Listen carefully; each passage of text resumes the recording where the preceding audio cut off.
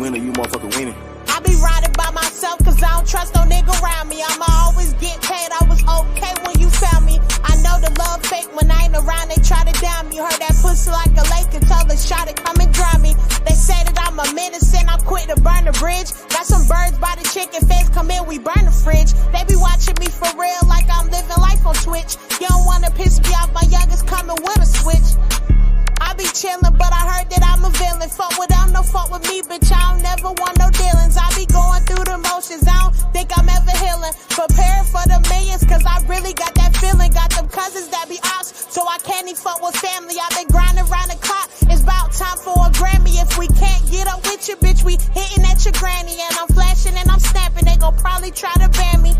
Don't give a damn about a hoe, cause I'm a fine mode. Thought this shit was sweet, till that pussy nigga died slow. Flying down the E-way with that pack, that's a wide low. Bitch, I'm from the trenches, I can make it with my eyes closed. Been getting blue checks, bitch, I been verified. Nigga ran his mouth till that pussy nigga paralyzed. Hop up out the whip when it's lit, if you scared to ride. She be doing splits, don't be acting like you camera shy.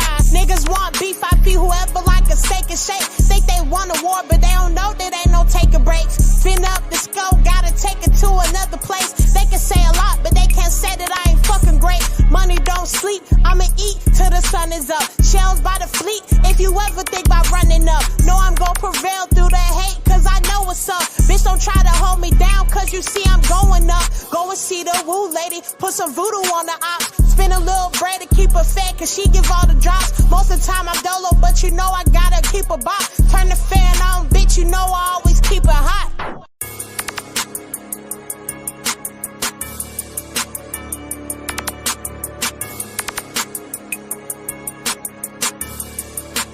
Winner, you motherfucking winning. I be riding by myself cause I don't trust no nigga around me. I'ma always get paid.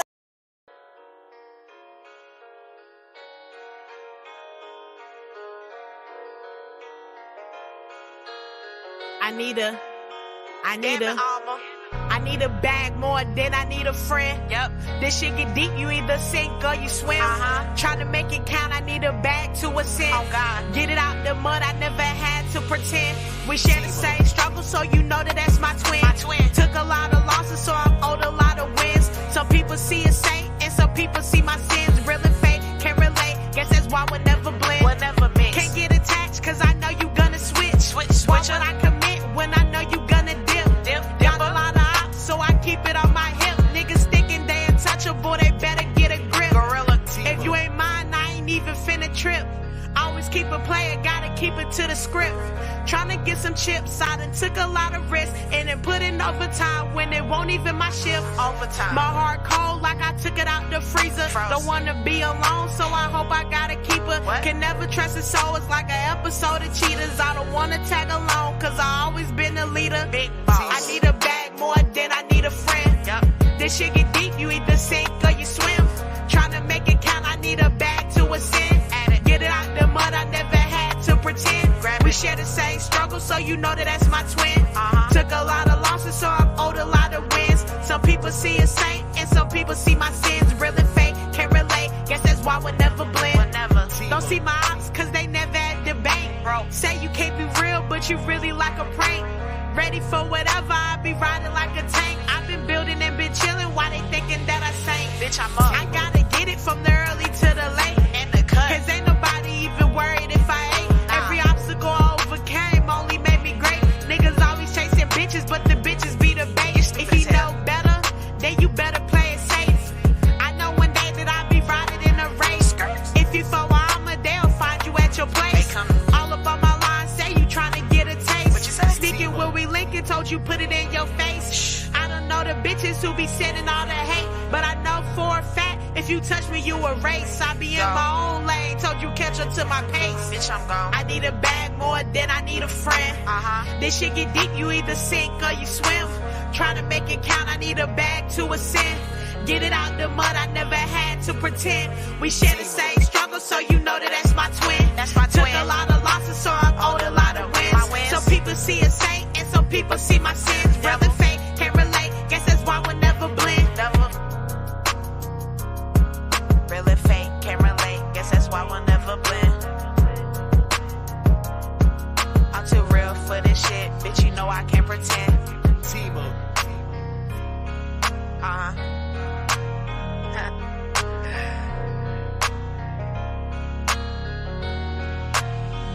Damn it, ALMA. Team up.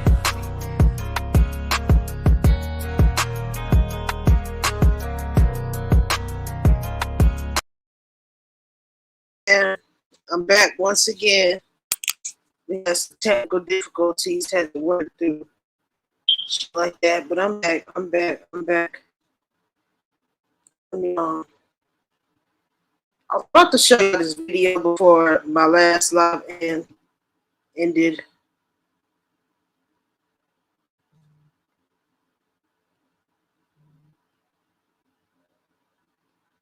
Trying to show y'all this video.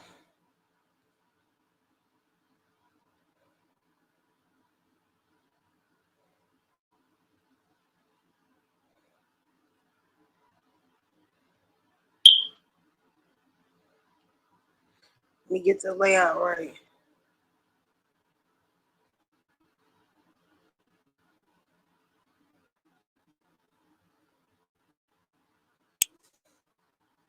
Shout out Bill FEEZY. I think he's from Detroit or somewhere in Michigan. I think Detroit, but he's in the A now. He did some time. He's actually a good storyteller, a great storyteller, actually.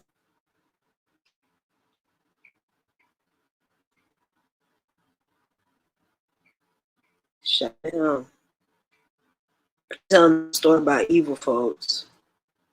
There's an individual by the name of Chucky Doll, aka Evil Folks.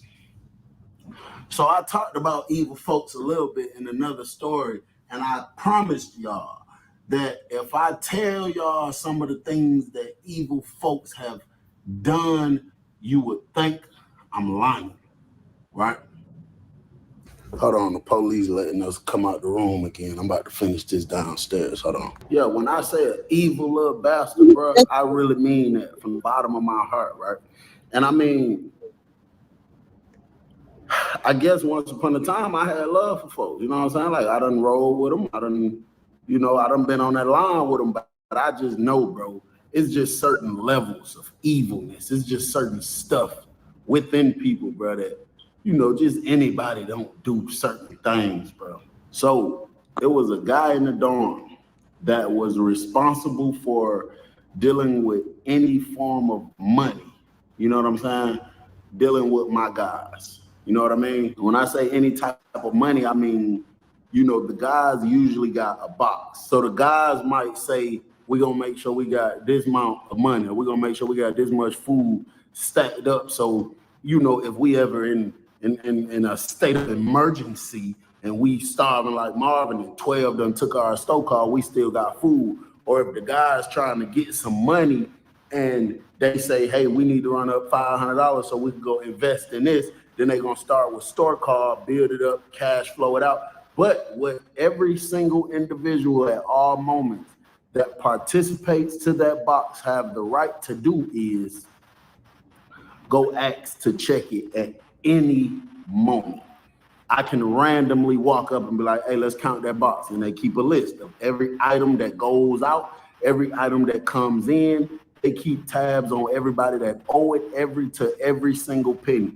And if I'm responsible for the money and somebody randomly come up to me and like, hey, CB, let's check that box out. And then, something ain't right with it or something don't add up. If I don't make it make sense, I could be in violation. Little dude named Ross, skinny, dark-skinned dude.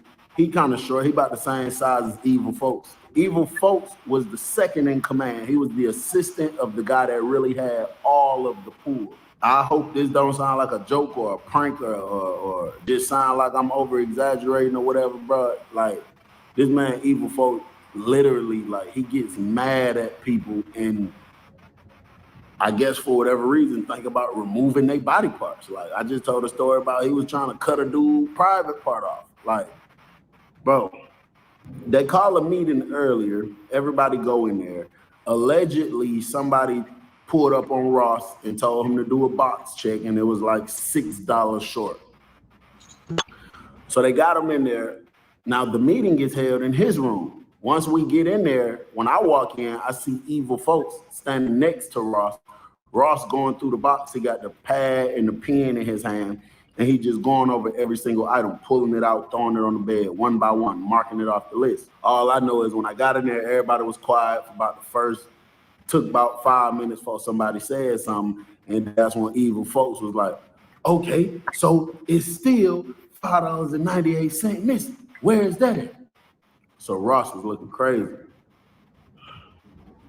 Like he trying to figure out where it's at. So evil folks was like, bro, you got called out. So Ross said, like, I don't know, bro. I don't know if somebody came and stole something out the box, bro. I just don't know. Evil folks was like, listen, bro, you the only one with a lock to this box. Ain't nobody else got access to this box but you. So if you been eating stuff out the box, crediting the people you ain't had no business crediting to, whatever it is, whatever it is you've been doing with this food out of this box, bro, tell me now. You're still gonna get violated, but tell me right now, and your violation is gonna be basic. I'm gonna just make you exercise. Now that was a violation. Folks will make your ass work out. And for an unathletic person, working out is not appealing at all. He said, if anything going on, if you did anything, bro, you know you ain't had no business doing that I could possibly find out about one day. Tell me now. Tell me now, bro. And I'll just make you do an exercise. But lie to me and let me fuck around, find out you lying to me, folks, you're gonna have a violation gonna be terrible. So Ross like, I swear to God, bro, I don't know, bro. I'm telling you, I don't know, bro. So evil folks take the paper and go over every single item up until it was all even. He goes over item for item, trying to pinpoint the last $6 that went MIA. So he pinpointed exactly when everything was calculated as even in there. And after that, he sat there for a minute, sitting like this. He said, didn't I see you drinking a Sprite a few hours ago? So Ross went to look too. He said, bro, I seen you drinking a Sprite a few hours ago. Am I right or am I wrong? He said, no, you right, G. He said, okay, where you get the Sprite from? He said, off my store card. Evil folks said, okay, pull out your store sheet and let me see it. Because if you was drinking a Sprite a few hours ago and you was called out on it being $6 missing today, if you don't show me a Sprite on your commissary list, that means the Sprite was taken away from this. That was the extra dollar that topped it off at $6. So show it to me on your store call list when you order the Sprite. So Ross like, gee, I think I made a trade with somebody. I ain't buy no Sprite, but I think I traded some. Who you traded it with? He like, bro, I traded it with one of the brothers. Who he traded the Sprite with? Who gave him a Sprite? Ain't nobody say nothing. And I ain't gonna lie, I felt kind of, I slick wanted to say, bro, I try, you know what I'm saying? But it's just like, I don't want to get caught up in that bullshit. You know what I'm saying? If you did something you ain't had no business doing, folks, I don't want to get caught up in acting like you gave me this and then you already sound, you already telling dumb lies. Your lies ain't even making sense now.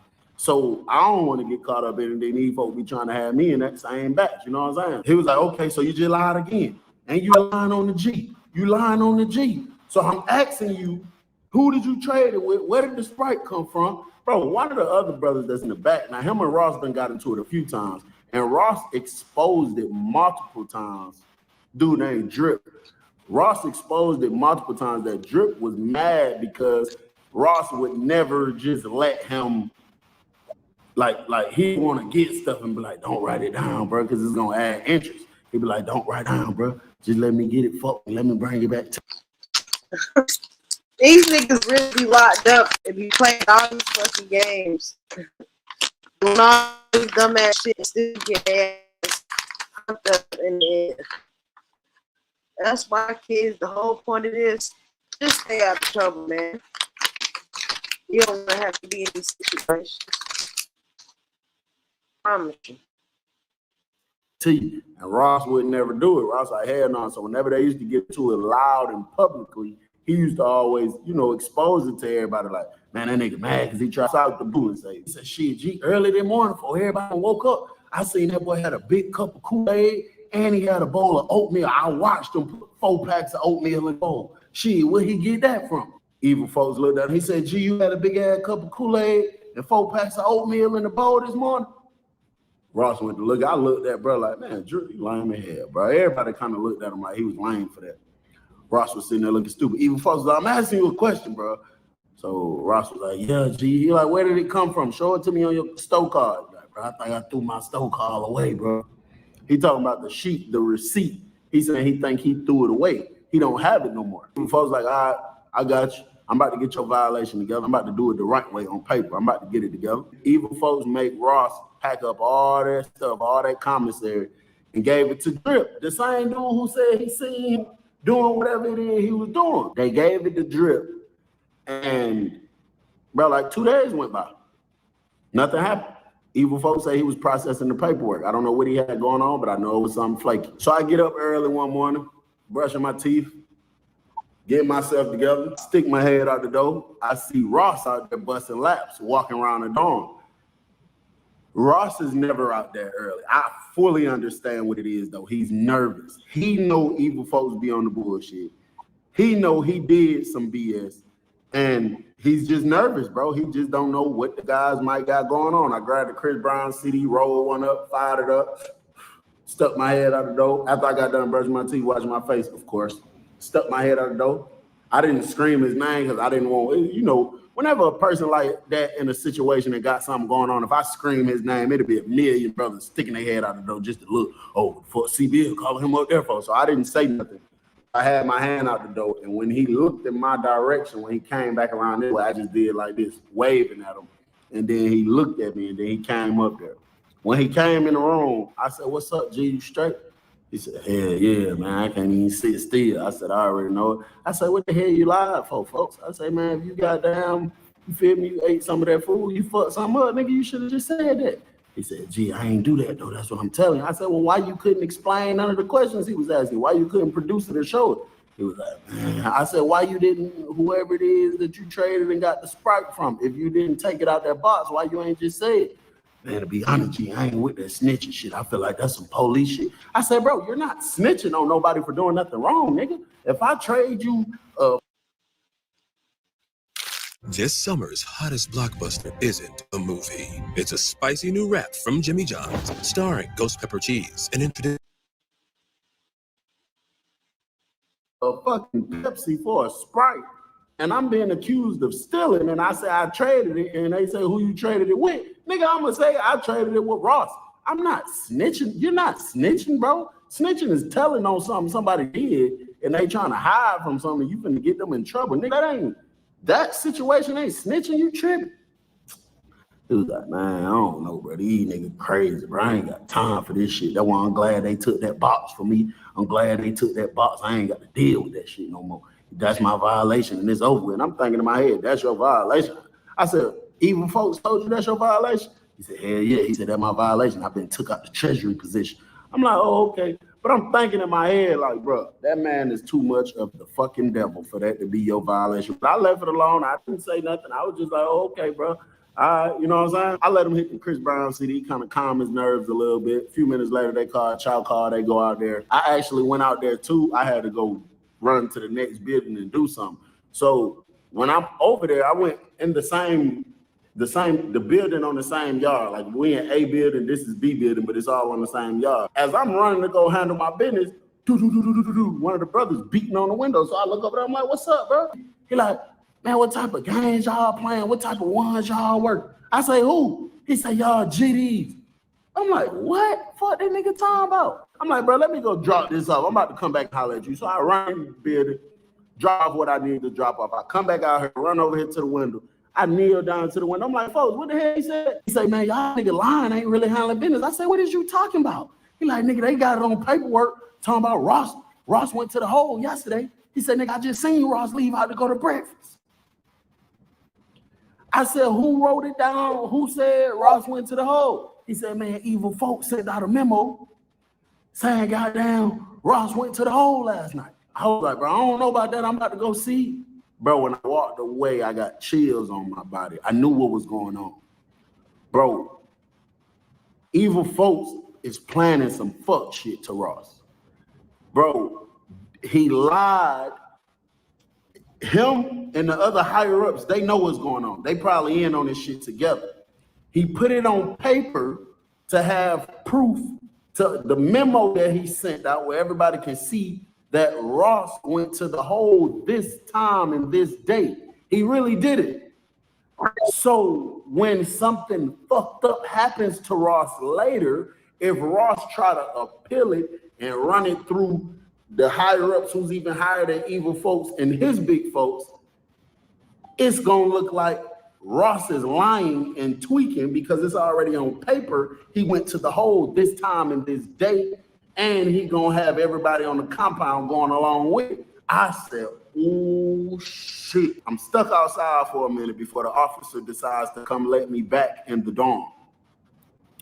Officer finally let me in the dorm. I go in my room, roll up another one. I done got nervous now because I know evil folks crazy, bro. I get up, now I go out there, I'm looking for Ross.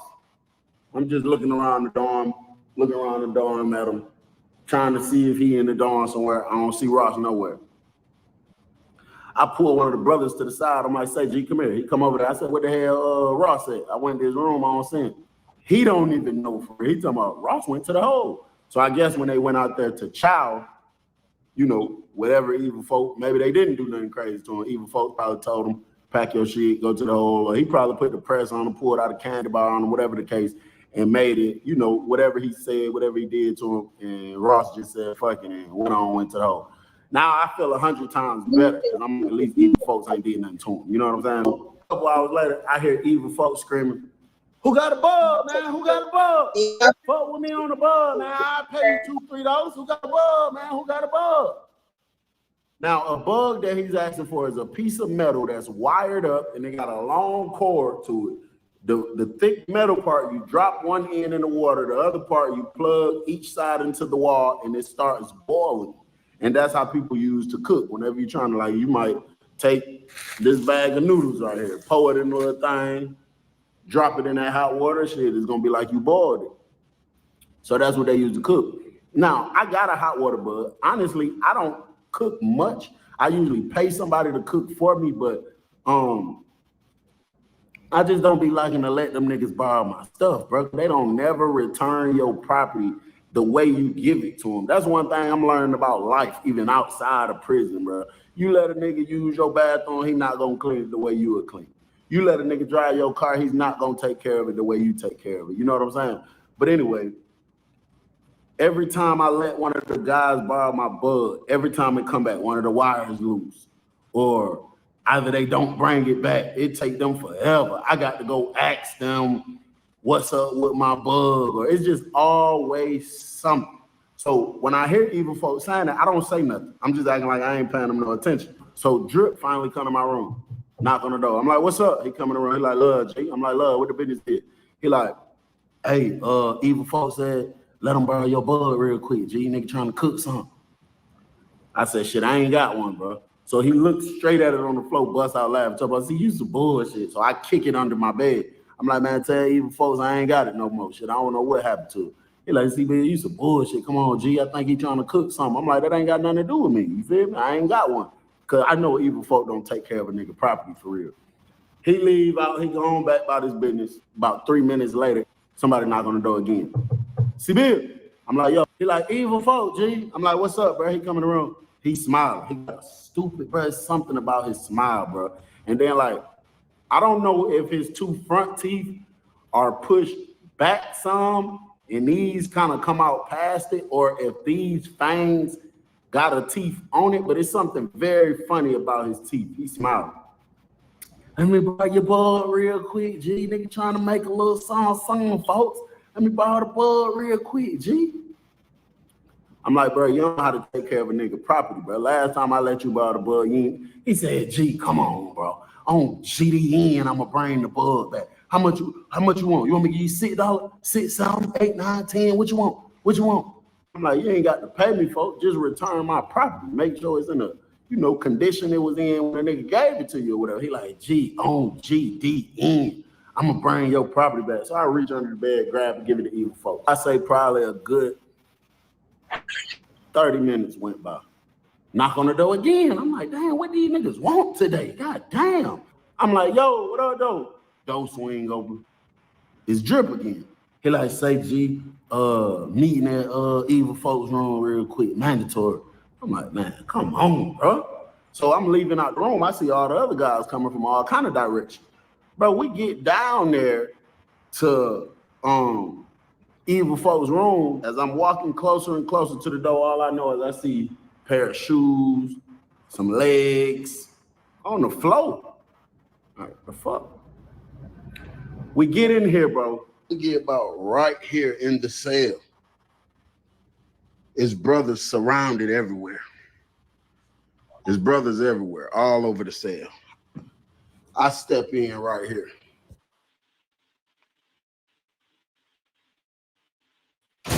Am I interrupting? Always.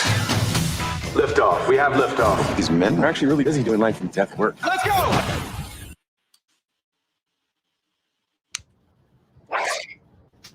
I step in, I'm like right here. The plug is back here in the wall. When I seen them legs, when we came in this cell, bro, Ross was in here on the ground, bro. When I walked in the cell, Ross was in here on the ground. Evil folks was standing up in the middle of the cell, smiling. Ross' hands was tied behind his back. His feet was tied together. They pulled the door up. Keep in mind, the hot water bug is right here in the back boiling. Smoke coming up from it. Evil folks said, I'm gonna let y'all niggas know right now, I'm finna be number one instead of number two. He talking about with his position. So when I really realized it was Ross, that let me know the brother that told me he went to the hole, he's so not in tune, not paying attention to his surroundings. He's going based off what they done told him. He like, this fucking traitor right here. He say, number one, this nigga is not GD. Number two, this nigga lying on the business, putting that on the boss and he lying. So he got to get the ultimate motherfucking violation. And number three, that nigga said, I'll never forget, bro. Well, number four, whatever. He was saying like number one, this, number two, number three. When he got to like about number four, bro, that nigga said, in number four, ain't now nigga in this room seen shit. Now, nigga. That nigga went to the hole yesterday. He said, for damn, nigga. That nigga said, this nigga told his partners why he got another nigga in that game in the penitentiary tied up. He told them he already had wrote the whole report from how he stole from out the box to show that when evil folks evil. So they tried to say that he went to the hole, he didn't go to the hole, and they set that boy up and tied that nigga up. Had that nigga in cell. Not useful to him. Y'all pay attention, man. You on the live that fucking white button, subscribe, nigga. Yeah. Who ain't gonna stand on that? That's the only option I'm finna give you. You can pack your shit and go to the hole right now. And I ain't got no issue with you. Pack your shit and go to the hole. Just because you don't want to stand on. Pack your shit, go to the hole. I said, hey, pardon me, G. I don't think that's right, bro. If anything, nigga, get on his ass, send him to the box. You talking about pouring some boiling hot water down his throat, G. You just going too far with it, bro. He said, CB, you can pack your shit and go to the hole if you want to, G. He said, you ain't gonna get violated. Hell, I ain't even gonna write it up. But if you ain't finna stand on this business with me, nigga, when this nigga's a traitor, when this nigga wasn't even GD for real, this bitch ass nigga, I'm like, where the paperwork at, folks? He like, hey, CB, either you with it or you ain't, G. Either you with it or you ain't, G. Either you with it or you ain't, G. And shit, I don't think you is, CB. I think you about need to pack your shit and go to the hole. But it's your choice. It's totally up to you. So basically, in so many words, what he was telling me is, if you're not about to sit here and watch me do this to him and play stupid like it never happened, then we probably gonna do something similar to you, or we might kill you, or we might just fuck you up real bad, bro. And this is a nigga I done put my life on the line for. This is a nigga I done stood in the paint with before. I just told him one more time, I said, G, that's fucked up, bro. I'm telling you, that's fucked up, G. And I told him I'm gone. Man, I went back and packed my shit up for real. Feel me? You got me fucked up. I'm not, hell no. I went to the room, packed my property up. When I was coming back out the room, one of the guys popped out the room. They said, see, man, what you doing, folks? I said, what you mean? He said, nigga, you going out bad, nigga. I said, how the fuck I'm going out bad? He said, nigga, what you going to the hole for? I said, bro, you finna sit in there and watch them do that to folks? He like, man, business is business, bro. That nigga goddamn. I'm like, how do you know? Everything he's telling you, how do you know? What paperwork have you seen? The only thing you know for sure is 9 times out of 10, folks was eating out the box and fucked up $6 that any nigga can cover. How do you know all this shit evil folks saying true? Why did evil folks write it up and say that bro was gone yesterday? He's lying. He just want to do some wicked ass shit, bro. And y'all niggas just gonna sit there and watch that. So bro, like, hey, you tripping, bro? Nigga, fuck you. I leave and go to the hole. Man, I went to the hole later on that day, bro. They said they locked the compound down. And the orderly came in there. We was in A building. The orderly came in there, bro. And everybody was like screaming, hollering. He's like, I got to go back to the dorm, man. Lockdown. So everybody screaming, what the fuck they locking the camp down for? What they locking the camp down for? And bro, I will never forget, bro. That nigga said, they say them GDs and A building burnt the nigga throat out his mouth. And bro, when I heard that, that shit hurt me though, because I knew what was going. You feel me? Man, that shit fucked me up, bro. 4 of them niggas ended up coming down there. And it's so funny, evil folks wasn't one. He was not one of them that came down there, but they ended up putting one of them in my room. One of the dudes that was just standing there or whatever. And bro, that nigga said, when I went to ask him what happened, bro, that nigga said, when I went to the hole, he said, evil folks gave everybody else one more option for anybody else that wanted to leave. He said, one of the other brothers, old school, he left. He was like, fuck that, I ain't with that shit, bro. And bro, the man say he had a few people hold face, head, everything, positioning his face, squeezing his jaw so that his mouth is open. Say evil folks unplugged the hot water bucket, dropped the hot water bug on the floor, grabbed the bucket, covering his hand with shirts from the top and from the bottom, and held that bitch over Ross' mouth, bro, and started pouring that shit in his mouth. Bro told me it seemed like, bro, he said when he first started pouring it,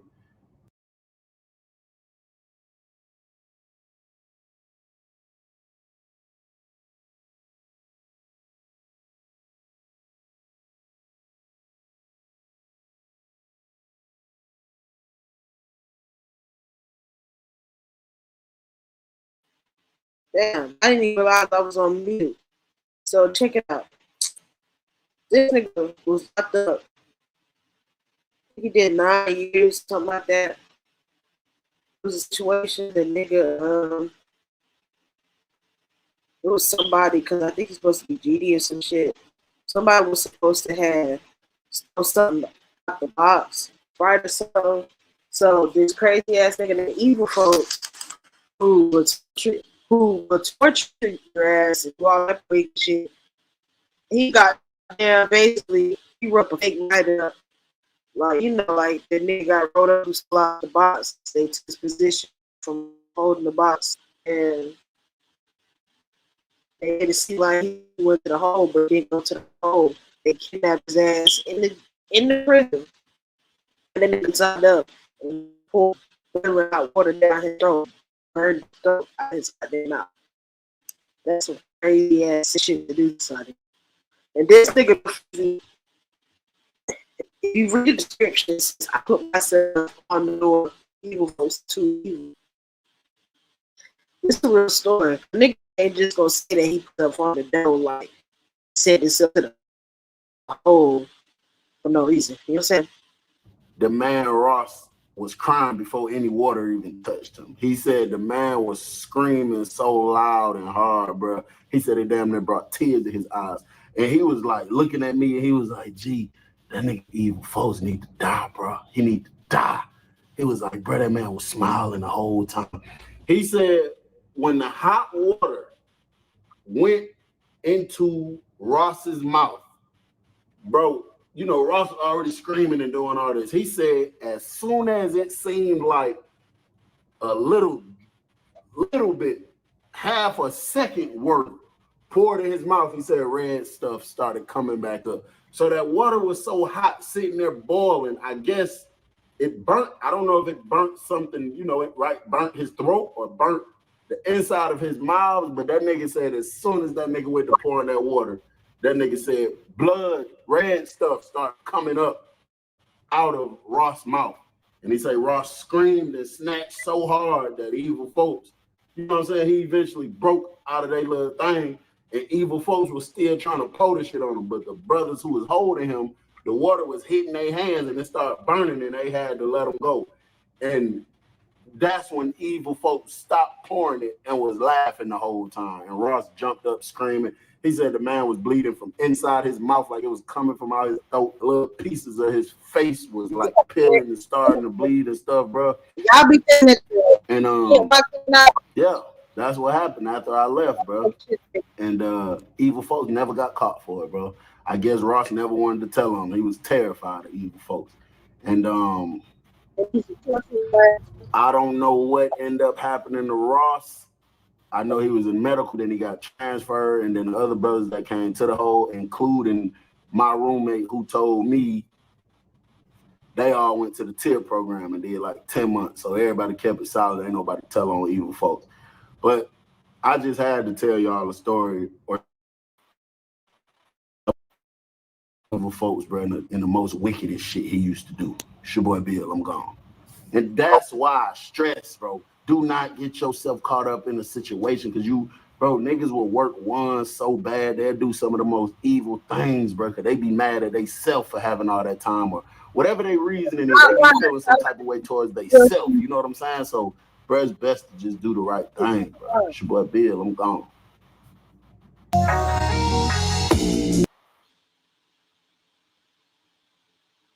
Don't get it fucked up now. This shit real. With the Disney bundle, there's something for everyone.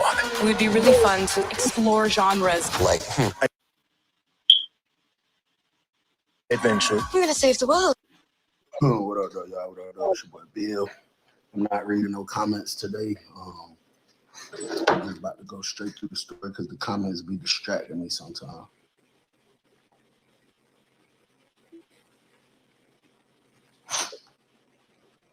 I appreciate all y'all, man. I love y'all.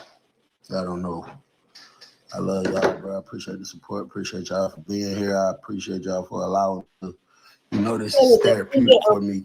Before I even get into the story, I just want to tell y'all, if you have not followed that other channel, Storytime with Bill, go check it out.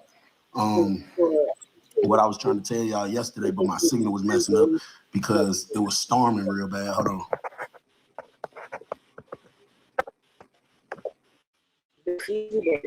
My signal was messing up because it was storming real bad, and I don't know if y'all understood what I was saying, but all I was saying was I had randomly thought about my last Chain Gang game victim, and I reached out to her, and I apologized. I asked her, I hope you forgive me, and I sent her the couple hundred back that I finessed her out of 5 years ago, plus $200. And I just told her Merry Christmas. Hope you forgive me. I told her I was just young, immature. I was in a state of survival. When I did that, I just wanted the money. I didn't care how it came or who I offended or who mouth I took out of. I just wanted it. And when I said, I hope you forgive me, she said, I honestly do. And I appreciate you for being a man of your word. And that was it. So, what up, though, y'all? It's your boy, Bill. So, Big bruh, and for those of you who know,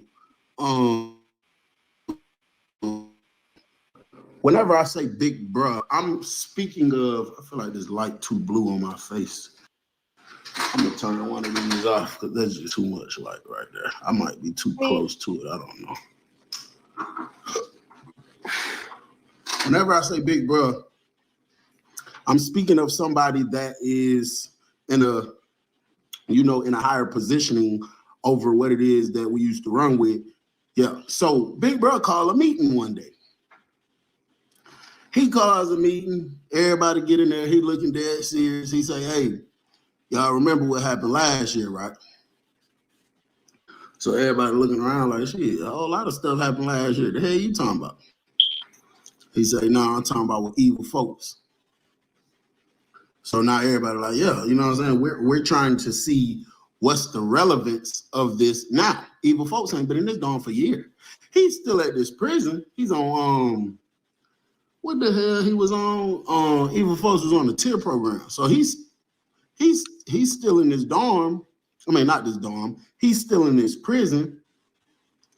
But what that got to do with anything now? Dude was like, well, shit, I put that paperwork in on him. We reached out to him and told him, don't come back out the hole. Stay back there till he transfer. He bucked. He actually said he supposed to be coming out the hole any day now. We told him, don't come out here screaming GD. He bucked. He said he GD to the day he died. And he don't give a damn about none of that. You know what I'm saying? So he like, I already let everybody know in every dorm on the compound, if he come into your dormitory, smash him on sight. It ain't no talking. It ain't no nothing. We pop him. So he talking, saying what he's saying. Now, the last situation evil folks had going on, he got to stabbing it out with some people about, he was wrong though. It was some gambling. He owed somebody his shoes or something like that. They ended up stabbing each other out the room. Bro told us, don't go down there. Whoever go down there in violation. It was about 4 of us that went down there. 2 of them transferred. It's only 2 of us left. We both went to the hole, but we both ended up coming back. We only stayed in the hole.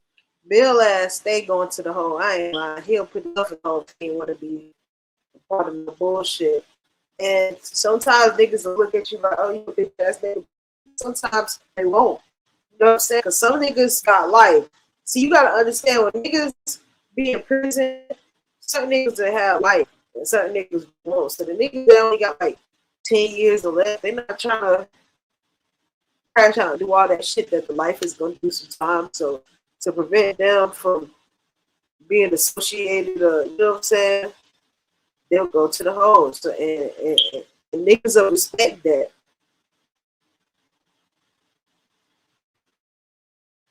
A whole lot of money. The man looks at me, you, and points to me and point to little bro and say, y'all get ready for y'all violation. So bro don't say nothing. So I'm like, violation for what? It was a shit, that violation you supposed to be got. When y'all disrespected my, what he said? When y'all disrespected my directive and tried to go down there and assist that man anyway. I'm like, bro, it don't work like that, bro. He like, what you mean? I'm like, bro, it's been a year. It's been a whole year. Even if I was wrong, you're not finna sit here and tell me I'm about to take a violation for something that I did a year ago when I have been back in this dorm with you for over 10 months now. There's no way you finna try to do that. This stuff got time stamped on it. You can't just do nothing like that. So he was like, all right, we're gonna see. So he looked at bro, he like, what's up? What you gonna do? Bro dropped his head. I'm gonna just take my violation, bro. I'm looking at bro like, so I'm explaining to bro. I'm telling him like, bro, you don't got to do that. I'm telling in front of all these folks. So bro get done with the meeting. Everybody flush out the room. He like, bro, y'all go tighten up, get y'all stuff ready, pull it back up here. So I look at him, I'm like, bro, I'm not playing, bro. I'm not taking the violation. I didn't that don't count like that, bro. It does not count like that. It don't work like that. He like, all right, say less. He was just too calm about it. He was like, all right. He was like, all right, say less. So I go to a little bro room who finna get the violation. He changing his shirt, putting his shoes on. I'm like, bro, what are you doing? He's like, bro, I'm gonna just take my violation, bro. I don't want no issues, bro. I don't want nothing. I don't want no smoke, bro. It is what it is. I'm like, bro, that was over a year ago. This man just trying it now, bro. He's like, yeah, but I don't want to be looked at like a scary ass nigga, you feel me? I'm like, how? He's like, bro, if I turn down a violation in front of a bunch of brothers, it's just gonna make me look like I'm scared of conflict. It's gonna make it look like I'm really scared of, you know what I'm saying? I'm scared to fight or something. I'm like, bro, they know you not scary. They know you. They know how you coming. You done been handled situations before, so who gonna say you scary? Who gonna feel like you scary? Anything like that? So he's like, bro, I'm just telling you my reasons for why I ain't finna do it. You know what I'm saying? While we talking, he like, yeah, his big bro, he slide in. He like, all right, look, how about that? I got something for y'all. I got something for y'all. And it's an even worse proposition. Violation. Or when evil folks come down here, if he come in this dorm, it's y'all job. Y'all responsible. Pop. You ask niggas got less than 10 years probably to pop on nigga who got life. That makes sense. That's fucked up. That's a fucked up situation to be in. Or even say that to Get him up out of here. I'm going talking over, bro. I'm like, bro, why would you put that on us? Why would you assign that to us? He like, I'm saying, you like you don't want to handle business. I'm like, bro, I don't mind handling business, but the business I handle, number one, got to make sense. And number two, it got to make sense. I'm like, bro, you talking about you trying to send somebody at somebody that, number one, you know is retarded all the way. Like he probably would take it there. Like somebody might die type situation. Even if evil folks wasn't a person that was crazy like that,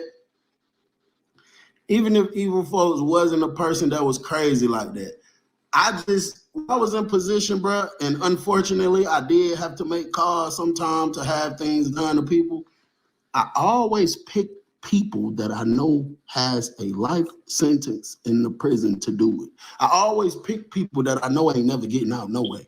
I never pick nobody that's finna go home next year or they got 2 years left to go post somebody out with the candy bar. That just don't sit right with me, bro. You know what I'm saying? So I'm trying to explain this to him. He's not hearing it. He's like, well, shit, all right, can get the violation. I'm like, bro, I'm not taking no violation. He was like, all right, say less. He told little bro, he said, come on. So I go out there, I stand on the range and top in front of Brotto. He go in there. I see 3 more guys flushing there. It's quiet in there. Quiet for a minute. I hear them make a loud noise, and then I hear, I go down there and walk over there. It's another brother standing outside the door. I look through the door, bro. When I look through the door, it pissed me off, bro. Cause look, bro is little, man. He was little, bro. And some of them guys in there, I mean, they wasn't all big and swole, but they wasn't just no little guys neither. You know what I'm saying? Just seeing them just punching all on the man. Man, some of these guys wasn't even in this dorm last year when this stuff happened. They don't even know what was going on. They just following whatever, you know, somebody say. So it pissed me off so bad, bro. I went to thinking, I said, you know what? I might run in here and catch this with these folks just on the strength of, number one, bro, being so cool, calm, and collective about it, talking about, oh, don't worry about it. Don't worry about it. So it's like, I see you got the rest of these guys in here brainwashed. So it's like, shit, ain't no telling what you might try to do to me if I don't come in here and do it. That's number one. And number two, I really want to get a little get back for bro, because bro, they in here beating his ass, bro. I mean, he trying to fight back or whatever, but bro, he's just not performing. He's just not performing, bro. And I know I would have went in there and performed. So I'm really sitting here trying to debate, but I don't want to do it because I don't want to give Big Bro the benefit, not the benefit of the doubt, but I don't want to give him the satisfaction to be able to say, yeah. If y'all in here, tap that like button for your boy. You can push it out and let all the other members know we live. I don't want to give Big Brother satisfaction to be able to say, oh yeah, you see, CB act like he was bucking on the violation. See, I made his ass get in there. I didn't want to give him that. But at the same time, like I say, bro, I'm looking at how they swinging on little bro, and it kind of pissed me off a little bit, bro. And I'm just sitting there thinking, contemplating. Next thing you know, they stop the door swing open. When the door swing open, little bro come walking out, man, he knotted up. He bleeding. His Well, that nigga. like beat on stung him 156 times. And I looked in there at them, and Big Bro was dapping them all up. That right. All this type of stuff. And I was just like, bro, fuck it. I snatched my shirt off, went in the room. Yo said, fuck it, he about to take violation. When I went in the room, one of them was like, hold on. So Big Bro turned around. He didn't see me coming in there. So he's smiling now. He moved back over here to the sink where he was standing at when Lil Bro was in here getting violated. He's standing like in the corner of the sink. I come in, you got the toilet right here, you got the 2 bunk beds pushed that way, you got the 2 locker boxes right here, you got the 3 guys, one like on the box, one in the middle, one like leaning up against the bed. I could tell their ass out of breath too. So I'm like, all right, come on, let's do it. Come on, let's get the violation out the way. Let's do it. Come on, let's do it. So bro who outside the door, he closed the door. One of them say, hold on, hell no, but we gotta rotate. No, ain't no goddamn rotate. So what the rotate means is a new batch of people comes in here. No, hell no. I don't need no 3 niggas that's just as energized as me. I need you 3 tired niggas. The only way the whole rotating thing works anyway is if, let's just say for instance,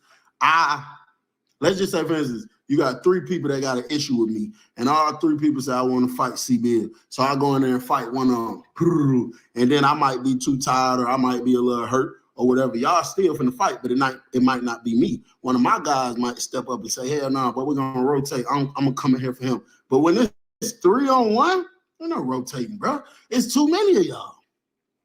It's too many of y'all to be talking about some damn rotating. I need y'all 3. Same way y'all just punching on little bro and all that, bro. Like I say, bro, I ain't saying I'm goddamn Roy Jones or nothing, but y'all not finna do me that way. And y'all niggas tired, and y'all been in here slick hitting each other because the room's so little, so y'all might be a little injured too. And I'm fresh with it. Oh yeah, let's do it. What my boy Joe TV saying, any day. So Big Bro like, nah, let's do it. Hold on, let me start the clock. Hold on, he had a little clock. I think we went in there for like 60 seconds. Man, he started the clock. And we went at it. We handled business. They asses was tired. One of them was trying to grab me. Wasn't none of that going on. So the 60 seconds was over with. We coming out. I'm really mad as hell at Big Bro. I go around to the little bro room, I'm hollering at him. He over there trying to get himself together. He bleed. I'm like, but the only reason I went in there because I seen how them folk were doing you. I said, if I wouldn't have seen that, bro, I would have bucked. I would have been ready to buck on the whole situation and whatever the outcome of it, bro, that's just what the outcome would have been, bro. So he was like, yeah, I appreciate that, bro. I just wanted to straighten my face. And then I was just trying to explain to him, like, it don't work like that, bro. It's time stamps on stuff. People can't just violate you for something that happened a long time ago. It is this shit like the law. It is a statute of limitations on any offense, damn near. You know what I'm saying? So he like, yeah, for sure. I'm just so blowed at Big Bro that he even pulled that stuff because I know for a fact he knows better than that. You know what I'm saying? I know this for a fact. Later on that day, bro, right before the sun started to go down, you got people coming from ID with the big cart in the CERT team walking down this way. Somebody at the window who was standing down there at the window looking, screaming, evil folks, that's evil folks out there. look, y'all, that evil folks. When they go to screaming at all the G's took off running down there by the window. I think I'm damn near the only one didn't go down there, bro. Came out the room, I was just leaning up against that rail. I see all them going down there. He went in the dorm next door. So dude, called another little meeting like, all right, I'm gonna have to, you feel me? All y'all better goddamn be on point, type stuff, whatever the case is. So now it's like 2 or 3 people done said little comments like, shit, big bro. Man, that being supposed to be got handled, ain't it? Yeah, we got to handle it now, boy. You know what I'm saying? So now he like, damn, bro, what y'all got going on? Y'all niggas like y'all scared to handle the business or something. I don't know, bro. It's so many ways to look at it. So I don't really know. I still wasn't feeling big, bro. I ain't gonna lie to you. Cause that was just too lame what he did. Now I'm not trying to justify. Well, am I trying to justify? Well, anyway, very next morning, they call breakfast. I purposely leave out. When I step outside, even folks standing at the window, I already knew he was going to be. I looked around to make sure wasn't none of these guys out here with me. Wasn't none of them out here. It was just some other people coming out here.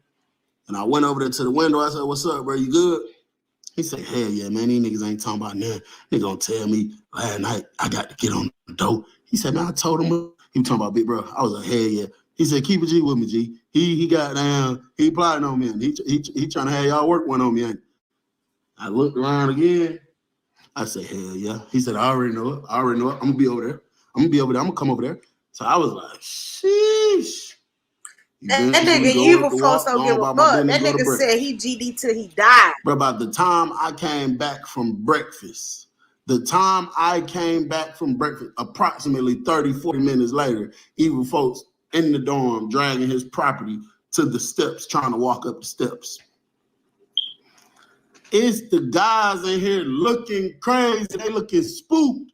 When I say spooked, they are looking spooked. Ain't nobody did nothing to evil folks. Big bro came out the room. Evil folks got to the top of the steps, dropped his property, casually walked down there. He was like walking a little funny, like slick with a little limp. I know he probably had something on him. He's walking casually down there, stood next to Big Bro on the rail, sat there for about 10 minutes talking to him. Big Bro went in his room, came back out with a Chris Brown CD.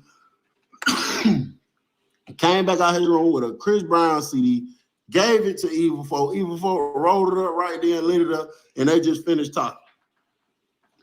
Now, you sat here doing all this talking about it's people scared of Evil Folk. Evil Folk got to get smashed on sight. And you sitting right here talking to him, kicking it with him, giving him Chris Brown CDs. That just, and this ain't the end of the story, so just so everybody knows, this shit not even halfway. But listen, that just goes to show what type of nigga Evil Folks was. Like, the nigga was really evil. Like, if you was a part of his, and that goes for a lot of these gangs out here. That's why niggas be thinking shit sweet, because they be out on the street with they bitch ass homeboys that don't really be standing on business like that. You feel what I'm saying? They might do a little shit in the street, but or eat shit, anything, but they might not follow all the rules, whatever. So, and I'm just speaking from, shit, my brother fighting the fair case. You feel me? Like, I be knowing shit. You know what I'm saying? So, yeah, man. That just goes to show people really be evil. And the shit that he said that evil folks said done, that shit goes for all games. That shit goes for all games. Y'all be thinking shit sweet because you got a gun and you in the streets, you in the free world doing little dumb shit, but you don't understand, young brother or young sister, whoever, you know what I'm saying, that it's different politics when you get locked up and you go to prison. The motherfuckers would torture your ass and kill your ass. And the guards probably won't even see it at the time. They don't be giving a fuck. And if they do see it, it might take them a while to even get to you.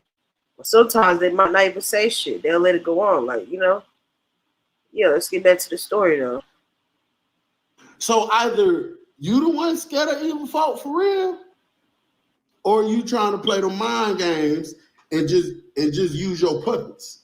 You trying to use your puppets and make everybody else get their hand dirty, but you ain't finna get your hand dirty. You know what I'm saying? They get done talking. I'm standing in front of the rail in my room, by my room. Evil folk come down there, we go to chopping it up. He asked me about his roommate.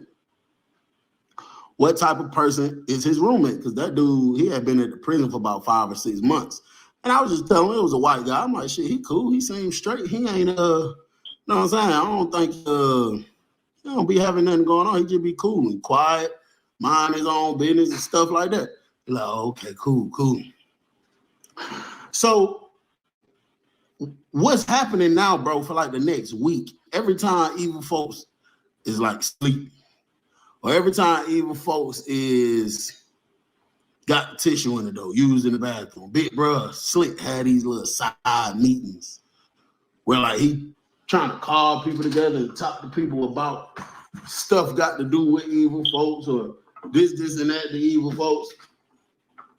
And one day, bro, I just decided to go ask him because I'm like, bro, people doing all this back and forth, you know, one minute you said this is gonna happen. I've been told you I'm not gonna do it, but one minute you say this is gonna happen, then you turn around, you cool with him. He been in the door for a week. You know what I'm saying? So I go down and I say, hey, bro, straight. He said, who? I said, Evil. He straight? He said, man, hell no, he ain't straight. He said, well, matter of fact, I guess he is. I guess he is after this. I'm like, what you mean after this?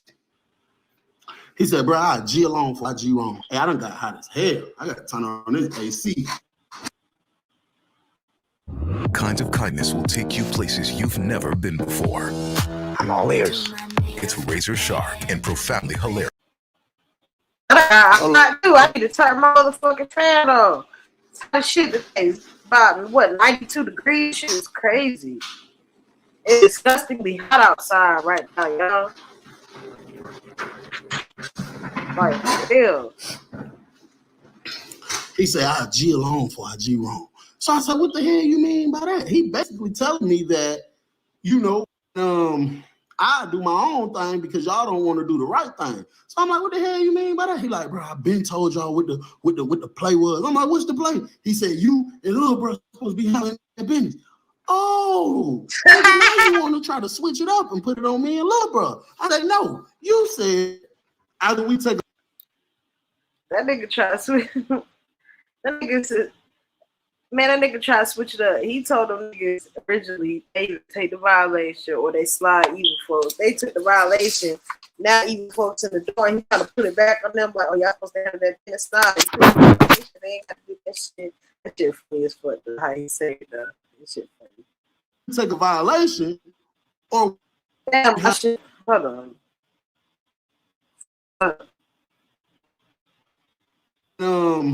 I do my own thing because y'all don't want to do the right thing. So I'm like, what the hell you mean by that? He like, bro, I been told y'all what the play was. I'm like, what's the play? He said, you and Lil Bro supposed to be handling that business. Oh, nigga, now you want to try to switch it up and put it on me and Lil Bro. I said, no, you said either we take a violation or we handle the business. I told you that wasn't gonna happen, but I took the violation. So that automatically takes me out of the do something to evil folk equation. I'm glitching. You know what's crazy? I thought that was my computer the whole time. It's this shit. I'm really thinking that's my computer. I'm like, damn, what the fuck going on with my goddamn internet? I know it ain't my head, because that nigga shit. Nah, he was in another dorm. He wasn't in that dorm. I might be high, but yeah. Is it glitching? You good now, though? Let me know. I'm straight now. A big shout out to Bam Harper, brand new member. Essence say still glitching. It's just lagging a little bit as far as visual. But y'all can hear me? Y'all want me to try to stop it or y'all want me to just keep going because y'all can hear me?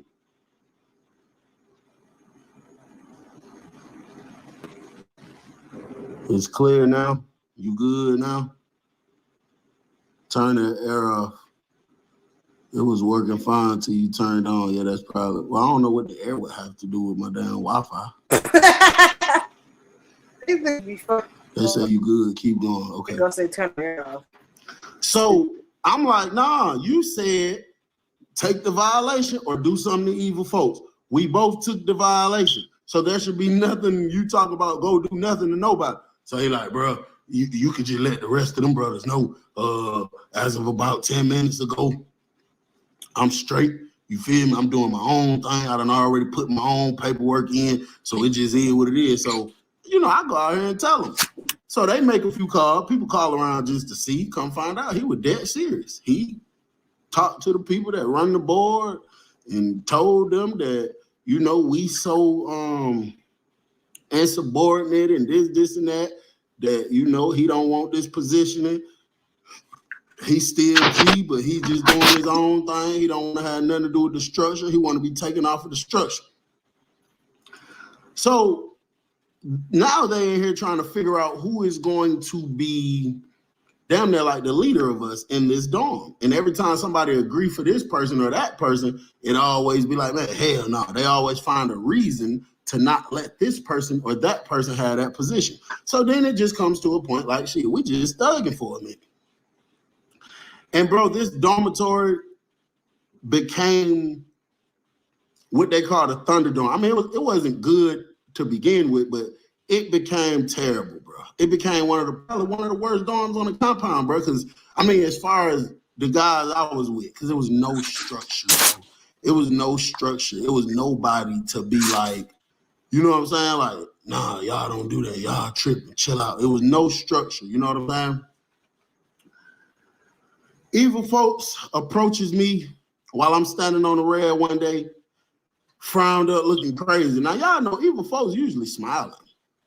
But no matter how serious the situation is, they man be smiling. He said, man, I'm finna do something to my roommate, G. I'm like, wow, what the hell your roommate done did to you? He said, man, that man gay hell, man. I'm like, oh, my God. I'm like, what? Now, I'm gonna tell y'all how I feel about it. Oh my God, y'all. Person being gay. In prison, I probably would have no form of, no contact with you, wouldn't talk to you. Probably none of that because, I just know how the politics go, and I know that people is just stupid, bro. And they try to put stuff on your name and do stuff to you about that. Even on the streets, I just don't see me, just hanging out and kicking it and stuff like that. But it's different here, bro. Like I had somebody on my management team a couple months back, and it's 96 he was degrees in a bag of Skittles. Nobody had no problem with him though. It was never an issue. Hold on, y'all. It's 96 degrees. Y'all see this shit? I don't know if you can see it. Probably backwards. It's 96 fucking degrees today. 96 degrees. This shit is fucking crazy. It's too fucking hot, man. It's disgustingly hot. You can't do shit but stay in the crib. If you outside this weather, something wrong with you. It's too fucking hot, my nigga. You go where you go back inside. It's scorching hot. It's too fucking hot. It's scorching hot, man. All right, back to the video.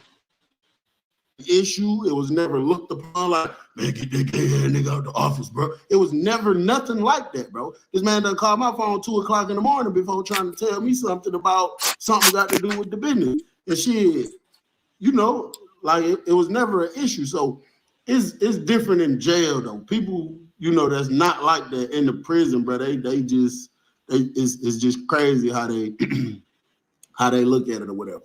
So he like, man, that man gay as hell. So I'm like, hi, what you mean? That man pull out his phone. He say, bro, I let the nigga use my phone. I walk in one day, I tell him, let me see my phone. I need to do something. I go to my text. He said, I'm getting ready to shoot out a text. And then you know how if a message, you would get ready to send it, but it didn't send, so you could see it right there in the message box. So I'm like, yeah. He say, Man, they nigga texting somebody talking about, I can't wait to get out. I can't wait for you to play with my thighs and my nipples. He like, bro, what kind of nigga want a motherfucker to play with their thighs and their nipples? I say, well, even folks, listen, bro, that don't necessarily, I mean, I think that's what you call maybe kinky, maybe fetishes or whatever the case. I said that doesn't really define a person as gay though. He probably just, you know, him and his old lady probably on some freaky type stuff. He like, now I called the number back 3, 4, 5, 6 times. Ain't nobody answer. I'm trying to see if it's a girl or not. I was like, well, bro, to be honest, I don't know. I just don't see why if you let somebody use your phone and they're texting somebody, it don't matter what they texting them, long as they not disrespecting your phone, having no crazy pictures inside your phone or nothing. I don't even see why you tweaking for real. You know what I'm saying? But I think he just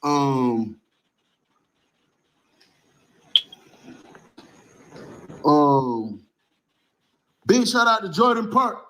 I think he's just damn near bloodthirsty, bro. Evil folks is an evil little diabolical little bastard. And I think too much time went of him, you know, maybe not doing nothing crazy to nobody, and he just wanted to do something. He like, man, hell, I can't wait for you to play and lick on my thighs and my nipple. He was like, you know what? I can even understand the nipple aspect. I can understand that, but your thighs? You want somebody to play with your thighs and your nipples? He was like, hell no, boy, you got to get up out my room. You can't be in my room. You can't be in my room. That nigga don't know. He fucked up when he did that shit. I can convince him to move out your room or whatever. So he like, I don't give a damn what you do. He got to get up out of there. So I go in there. You know, this is a little white guy. I go in there. I'm talking to him. I ask him to move out the room. He book. I offered to pay him to move out the room. He said he don't want to go nowhere because he got a good spot made in his room. I left out the room, bro. At that point, I was starting to get tired, bro. I think the next day rolled around, bro. Clipper Shave came in there. Now, I'm going to tell you what was funny. Not funny, but when I knew something was funny. Evil Folks was outside on the range. His roommate he watching the story. Don't click off. The same time Clipper Shave coming in the dorm. Now, Clipper Shave is for the people that don't make it to the barbershop, or sometimes they don't want to run the real barbershop because it's just too much movement got to happen for people to go to the barbershop. They got to get groups of people, take them here. They got to make sure these dorm ain't out there with them. So in case anybody got beef, don't nobody get hurt. So sometimes they got a portable big box where all the clippers and stuff go, and they'll just come into the dorm, and the barbers will cut your hair right there. They let you get stuff, shave with, clean yourself up real quick. I'm walking down this way towards where Evil Folks standing there. I see his roommate shooting the room. The man say, hey, G, I stop over there with him. I said, what's up? He said, hey, do me a favor. I said, what's up?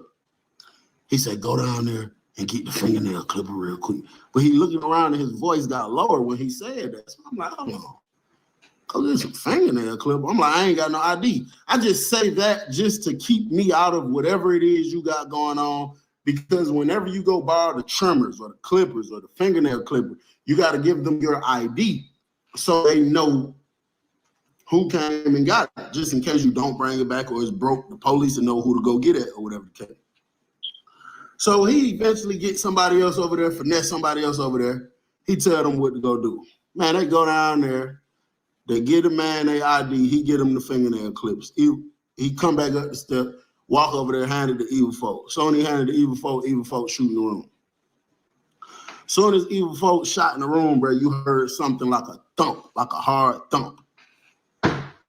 I don't know what it was for sure, 100%. But if I had to judge it based off my prison experience, I think somebody got smacked upside the head with something. Bro, probably about, I'd say about 12 seconds later, you hear, yo! Something on the lines of that. Right after you hear the scream, you hear another thump. You don't hear no more noise. Big bro come from down this way, looking crazy. He like, man, where the hell that noise just came from? Evil room. I said, yeah. He said, what the hell he just did? I said, shit, he just tried to go get some fingernail clippers or something. So he shot down there, snatched Evil door up and went in there, and you hear them arguing, screaming real loud. Evil arguing with bro. Evil folk keep saying, nigga, get out my business. Bro, get out my room, get out my business. I don't give a about nothing you talking about.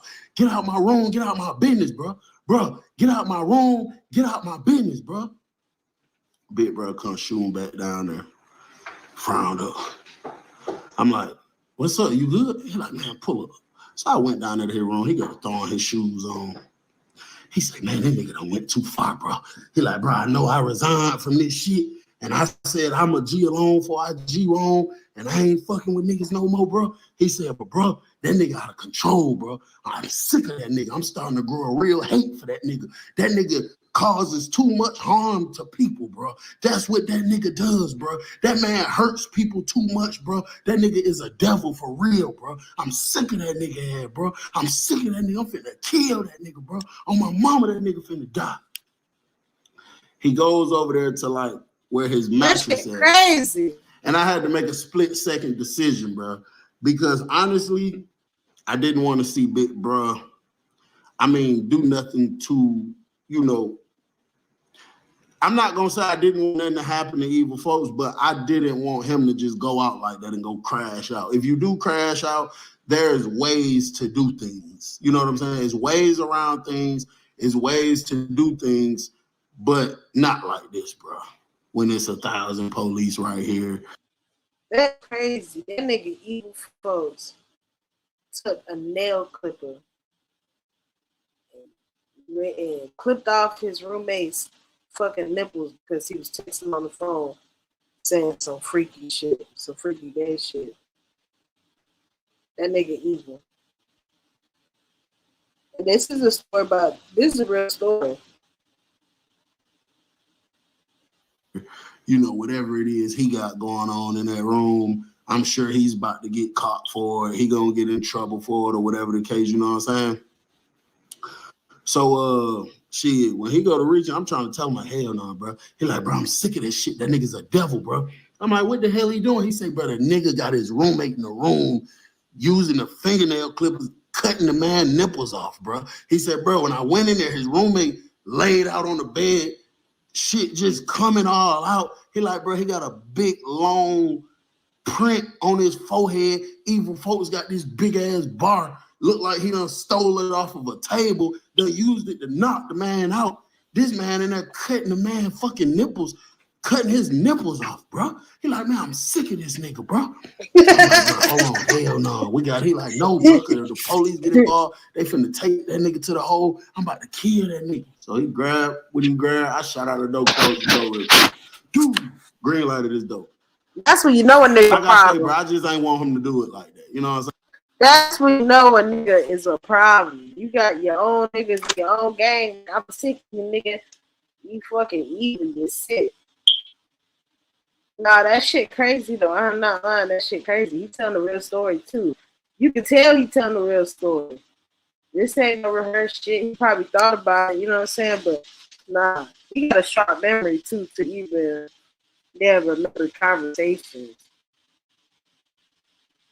This is a real story. That nigga Evil folks, he telling the story about how he basically died, how he earned his spot in afterlife. You know what I'm saying? Not that way, bro. You know what I'm saying? So I go gather a couple of the guys and we make a decision to go up there. When we went up there, bro, I guess the dude was just waking back up again or whatever the case was. Because as soon as we got close to the door, that's when you heard that crazy screaming noise again. We pulled the door open, bro. This man is laying back on Evil folks' bed. He is bleeding so much, bro. It's like a very heavy drip. It ain't squirting up or shooting out or nothing. It's very heavy and it's just dripping. Bro, I seen the man nipple on the floor. I seen one of them, bro. Ew. The other one was like hanging by a tiny piece of skin, bro. And That's fucked up. I guess he was just getting ready to clip that when we opened the door. Just He get ready grabbed to that clip it. pole. He went to telling us, so I stepped in front of all of them because he really kind of fucked it with me more than anybody.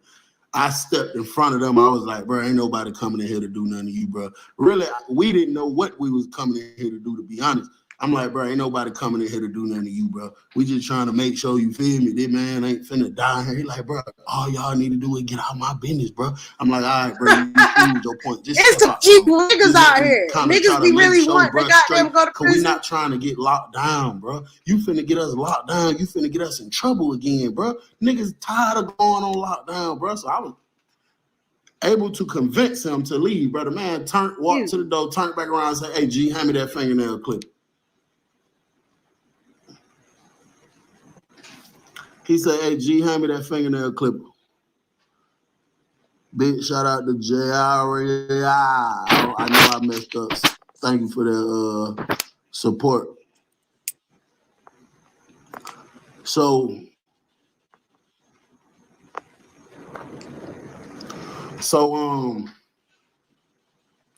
where was I at? He said, hand me that fingernail clipper. I look over there, bruh, it's bloody fingernail clipper. The dude done woke up.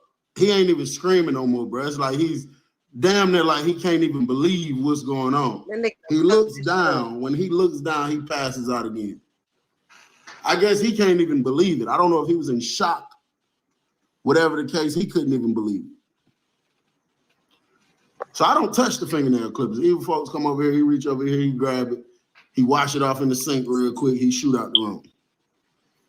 I snatched some t-shirts out of his locker box, told him to wet it, squeezed it on him, just holding it on him like this. I looked up at them and I was just like, bruh, I hate to say it, but bruh might be right, bro. He might be right. And they're like, what? I'm like, bro, nigga might got to do something to evil, bro, because there's no way he bucking like this. Like nigga might just got to pop evil folks for real, bro, because it's like this nigga think he's unstoppable or something now. You know what I'm saying? I'm like, y'all know why he did this? He like, why? So dude was waking back up. I'm like, bro, he said, bro was texting somebody talking about, I want you to play with my nipples and play with my thighs or some shit like that.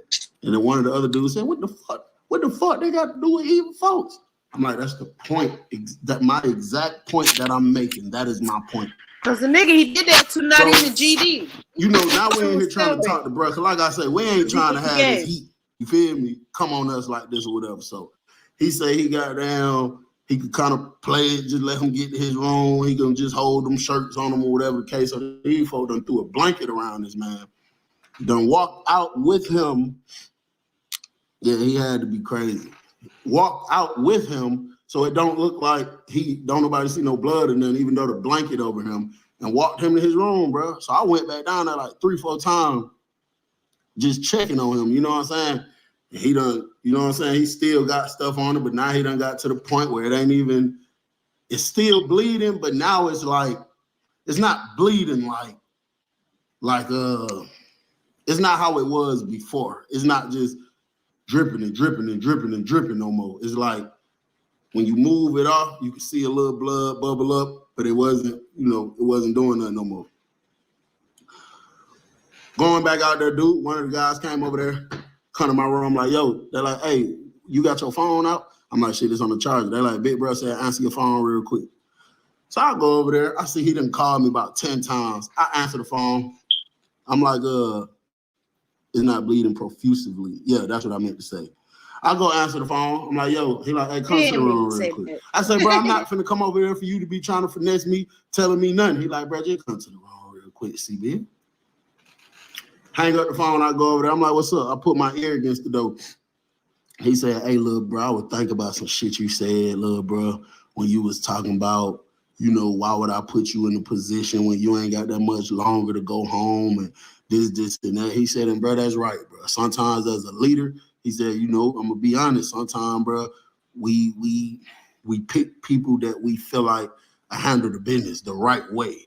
It's not about who got more or less time. And I understood that. He was like, but bro, I just wanted to let you know, bro, I got a lot of respect for you. I fuck with you. I had to take time and think about the reason you locked my door. He said, and shit, bro, I just want to let you know I respect you. He said, but I need you to do me 2 favors, bro. I said, what's up? He said, man, tell that white boy to go to medical.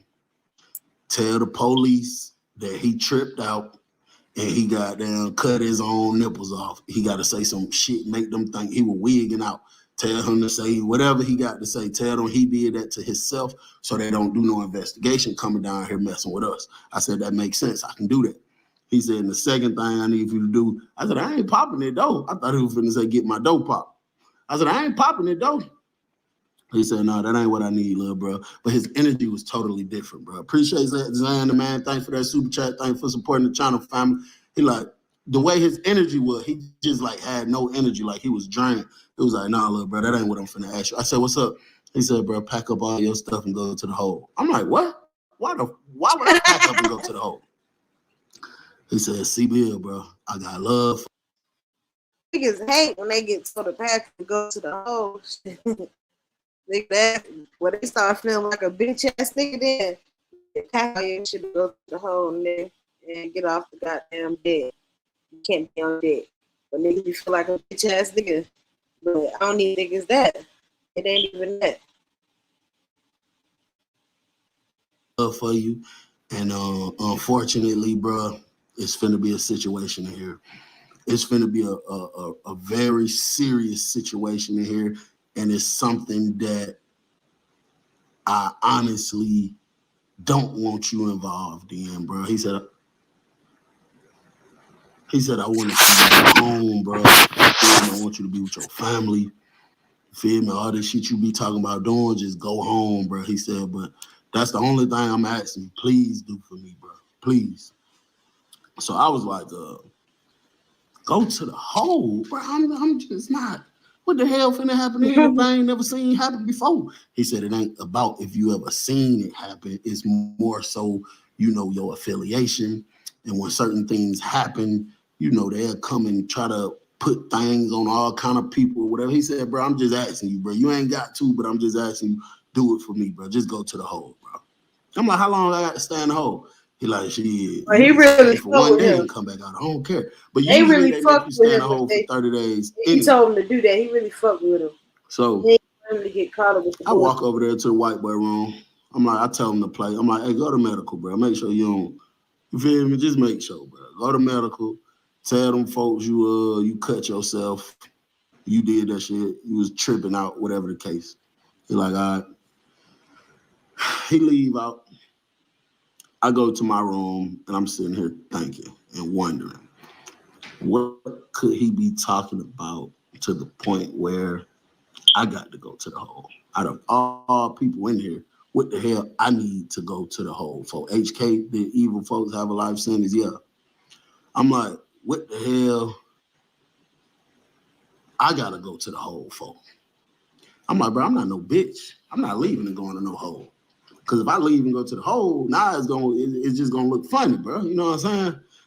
And I'm just lying there. My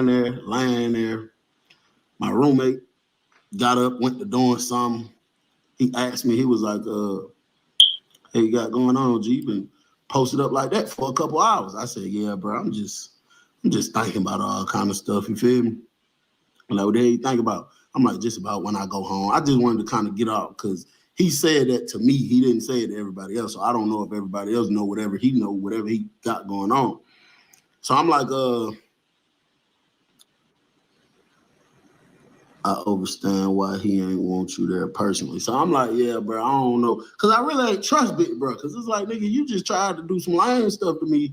And now you telling me you got respect for me and love for me. You want me to go to the hole. So now I'm thinking in my head some shit finna pop off. He want me to leave and go to the hole. So then he could backdoor me on the paperwork later on and be like, yeah, see, Bill saw something was finna pop off. And then he ran to the hole. He abandoned the situation. That's how I'm thinking. I'm like, hell no, but he ain't gonna get me like that. And we just went to talking about our time, bro, and stuff like that. My roommate, I think he had about 10 left. He had about 10 more years to go. And we just talking. And bro, when them folks locked the door that night for lockdown, bro, I don't know what it was. I don't know what it was, but it's something that overcame my body, bro. It damn near felt like something spiritual, bro. And it just was that feeling that I get when I know something ain't right. It was a disgusting feeling, bro. Like appreciate that, Bricks 220. Thanks for the support, fam. Love the content. Keep shining, bro. It's just like, damn. I don't know, bro. I honestly felt like I didn't need to be in there. I got up middle of the night, started packing my property. My roommate was like, where the hell you going, G? I said, man, I'm finna go to the hole. He said, go to the hole for what? I said, bro, I just need a break. A break from what? I was like, bro, I just don't want to be in here, bro. I just need a mental break. I want to be alone for a while. I don't want to be around people, you know what I'm saying? And after I got done saying what I'm saying, the way he was just looking at me, it just was like, or whatever the case. And he said, I respect it, though. You know what's going on, huh? I was like, going on with what? He was like, shit, what's understood ain't got to be explained, something like that. I'm like, nah, what's going on with what? He was like, come on. He was like, come on, man. You know what's going on, man. Come on, man. Finished packing my stuff up. Next time the officer came around there and counted, hit the window. He like, what's up? I'm like, hey, man, I need to go to the hole, man. He like, go to the hole for what? I said, hey, man, I think I'm having a mental breakdown or something. I said, I keep seeing my dead friends and family. They talking to me. I'm hearing voices. They keep on telling me I need to hurt my roommate. I said, hey, man, I need to get out of here now, bro. So he was like, all right, hold on. He finished doing this count. He came back like 10 minutes later. He had a lieutenant and one of the nurses with him. And he like, they like, so do you feeling suicidal right now? I'm like, hell yeah, suicidal and homicidal. So they're like, all right, come on, get up out of here. So they took me out the dorm, took me on strip search. I'm in there butt naked, freezing cold. I was in there for probably 20 minutes, bro. LT came through that's cool with me. Now, when I say cool with me, I mean, done brought the pack for me before. Before I even think about beating on the door to get his attention, man, this man walked straight over there. He said, Bill, man, what you got going on? I say, look, LT. I say, bro, I did not say suicidal, bro. I said homicidal. I said, bro, please get me out of here. I said, I'm going to keep it all the way real with you, bro. God, honest truth. Me and my roommate was getting into it, bro. And I'd rather leave before I hurt that man and do something to him, bro. I'm going to read that super chat when I'm done. I said, I'd rather leave and just go to the hole, bro, before I really do something to that man and hurt that man. I said, bro, they lied. They said, I said suicidal. I said homicidal, bro. Homicidal, you just supposed to go to the hole. Suicidal, you never on the radio. He walked off. He came back with my clothes. Threw it through the flat. He said, you know you finna go to the hole. I can't let you right back in the dorm. I said, yeah, that's cool. LT got me up out of there, bro. Took me to the hole. He was like, all right, man, yeah, just chill, man. You did the right thing. You made the right decision or whatever the case is. I'm like, all right, bet. We leave. We go to the hole. I go to sleep. I wake up the next morning. They doing breakfast trays. I see they got 2 people in the shower. I can see like movement, people face coming up to the thing, but ain't no water running in there. So I know that's people that done came to the hole that's just sitting in there or whatever. I'm sitting here eating the tray because I want to see who they is, see if it's anybody I know. It's Big Bro, and it's my roommate. That was just my roommate. They coming, once he get done running trays, they coming out of the shower, going to their room. Little bro, my roommate, he went like 2 rooms down from me. Once he got in the room, I hollered at him on the back window. I asked him like, yo, what the fuck going? He like, see, Bill, stop playing with me, bro. You know what's going on. Stop asking me that dumb ass question. He stopped talking to me. So I gotta wait until they get done. The officers get done doing too much movement before I pull my phone out because we in the hole. I go to blowing up Big Bruh phone, it keep going straight to voicemail, straight to voicemail, straight to voicemail, and then he finally answered. So I know he probably hadn't pulled it out yet. He finally answered. I said, hey, bro, what the hell y'all in the hole for? He said, shit, the same reason I told you leave out the dorm. I don't want you involved in it. I say, why? What reason you said that? He said, we just killed evil folks. I was like, no, bro. He said, hell yeah, me and little bro ran in there by ourselves and did it, bro. He said, but shit, I ain't gonna lie to you, bro. Everybody that got the GD tag on their name in the system, everybody that was in that dorm finna fuck around and go under investigation, bro. Everybody that came close by that room we was at, everybody that was talking to me when we came out that room, everybody who came in my room to check on me, anything. Now, you know them folk finna put charges on everybody. They're gonna say everybody was a, what's it called? Associate? No, not associate. Accomplice somehow. He like, bro, they gonna put it on everybody, bro. And that's why I told you, get out the dorm. Cause I know you pulled up and tried to see you, tried to stop something, be Mr. Peacemaker, and you'd have fucked around and got yourself in some trouble, bro. So that's why I really wanted you to leave out the dorm, bro. And I was like, all right, bro, that's a bit, you know what I'm saying? Bro, I don't know. It just felt weird, like just knowing that. And eventually, bro, every single person in that dorm, every single person that had a STG, which means security threat group, which is just any gang, blood, crip, GD, they label you as an STG. Anybody that had an STG as GD inside of that dorm, over time, every single one of their asses came in there, bro. And they was all saying stuff like, man, these folk talking about, they about to put some charges on me. Or, man, these folk asking me this. Or, these folks say they about to send me to the tier. All kind of stuff like that. But I think 3 of them actually got charges. I think they got like an extra 10 years because they say Big Bro handed somebody the candy bar when he came out the room. And I guess they got dude on camera taking it, trying to go get rid of it or clean it or whatever the case is. And then the other dude went in his room and the other dude went with my old roommate, you know, just checking on them or whatever, going to eat, going down to the room where evil folks body was at, looking in there, coming out, not saying nothing. They put charges for sure on about 3, 4 folks. I know 3, 4 folks for a fact that got at least 10 extra years just for being involved with that. Those 2 both was charged with murder. They were shipped off to Jackson, where they got the high max at, where they're still at right now till this day. And bro, it just was a very sad and unfortunate situation, and it's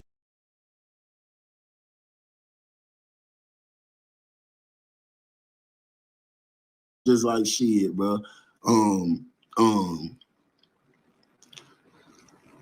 That's why I like to roll dolo, especially now, bro.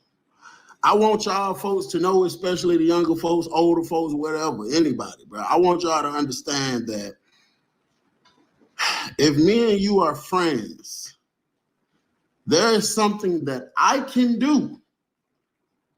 I can go pull the trigger. You ain't pulled nothing. You can still have your life taken away if you do not instantly notify the police of something that I did. But if I'm your friend, you're not gonna do that, right? You ain't notifying shit because you feel like you ain't finna snitch on your dog. And then they go give me 50 years and then they give you 15 just because they know you had something to do with it or something, you knew something, you seen something, you took the pistol, whatever the case is.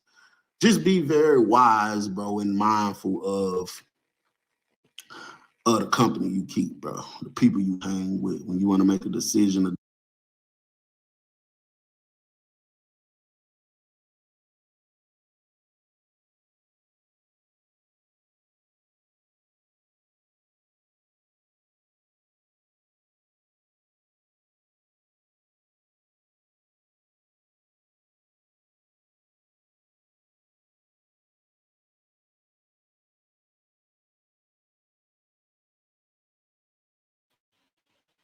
That shit crazy, y'all. They had to kill that nigga evil folks. Most evil folks were tripped out. That's why they tell y'all, little young dumb motherfuckers, stay out there. Don't go to jail, don't go to prison. That's for a reason. You might fuck around and run into a nigga like evil folks. They gonna play with your ass. Then, if you try to be a nigga like evil folks, you might have niggas like, that gonna handle your ass too. So either, it really don't matter what you do. Just stay out of trouble, man.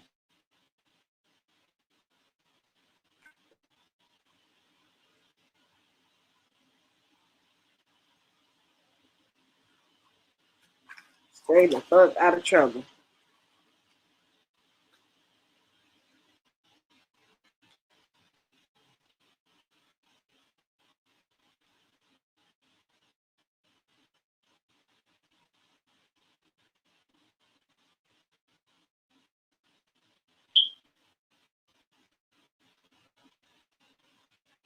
Seriously, though.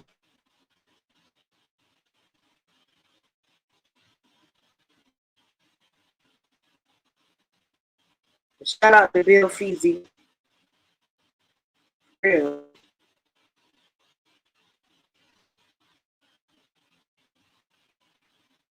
That nigga be having some good ass content. I be watching this shit. Shout out to Bill.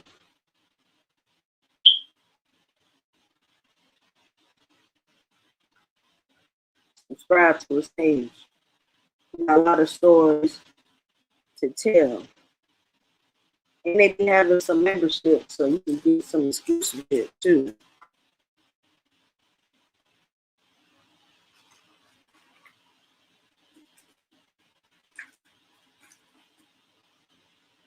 Trying to think.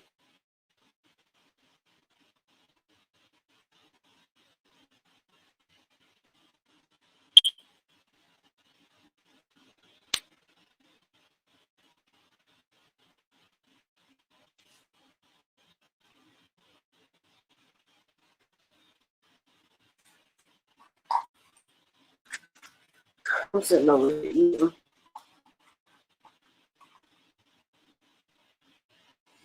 So fucking tired of.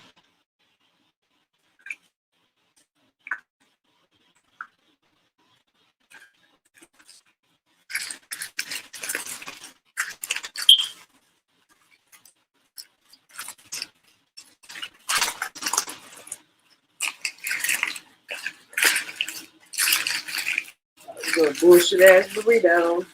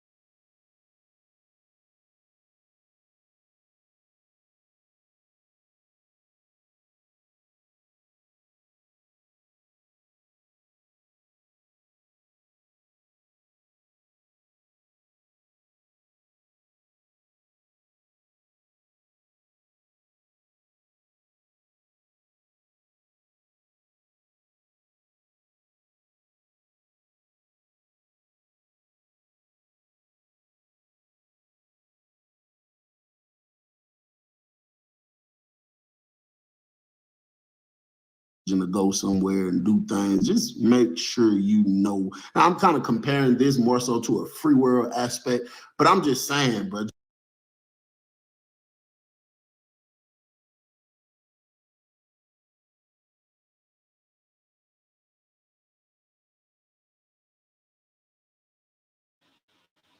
Y'all see, I think that gas cheese that they got that Taco Bell, that shit. Fucking, I tried that shit damn yesterday. It ain't taste crunchy at all. That big ass cheese that Taco Bell didn't taste crunchy at all. The shit tasted fucking soft as shit.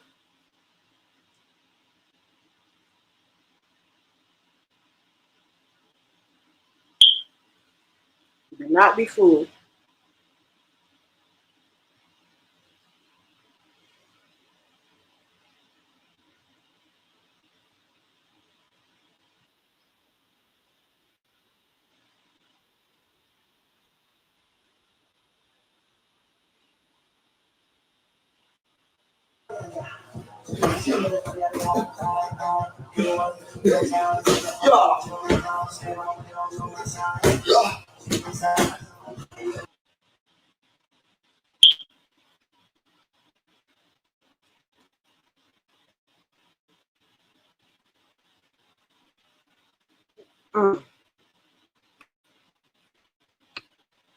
I got it from him.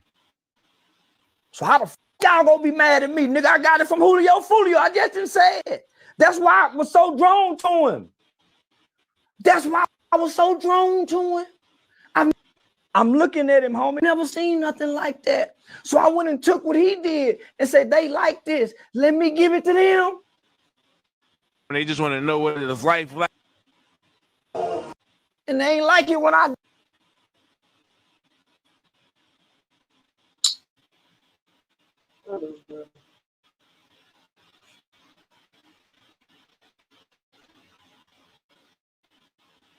I ain't showing that old ass shit. I didn't see that. But.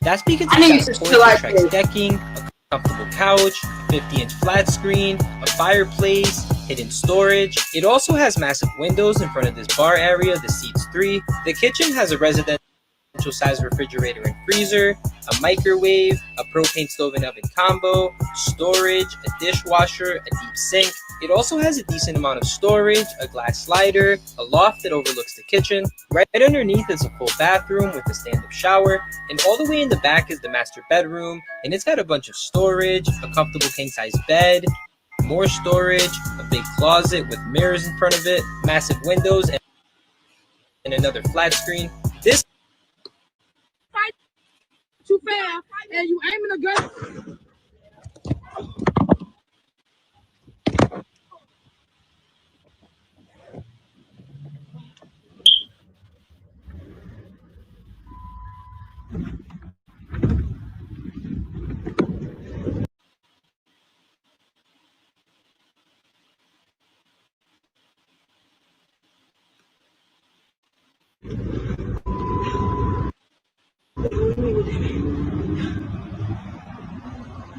Whoa, hold on. They saying that's a video of King Von Mama up in the blow at FPG Duck Mama. Hold on. Hold on, let me go back. I know. Fight too fast, and you aiming a gun.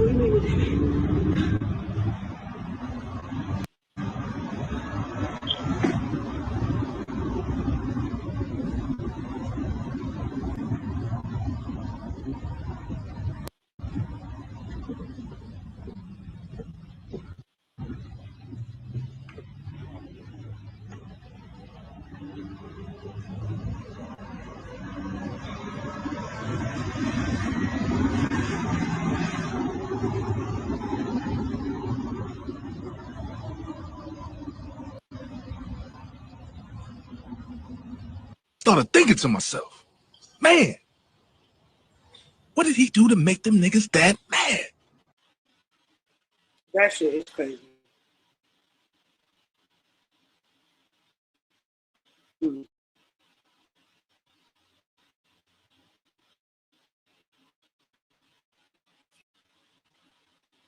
I love it.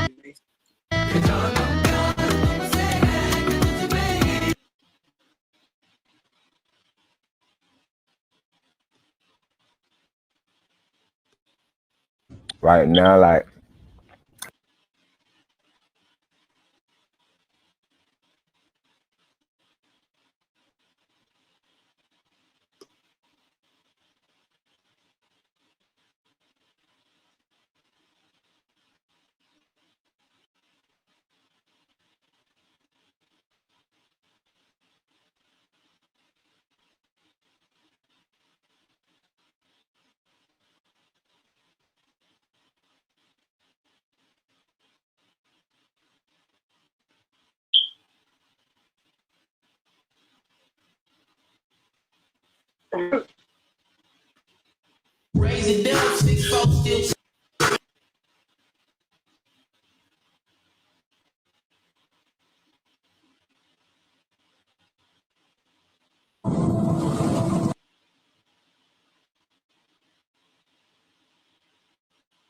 Why is that even on Instagram?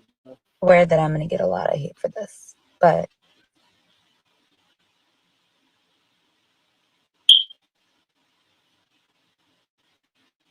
How y'all doing? How you doing?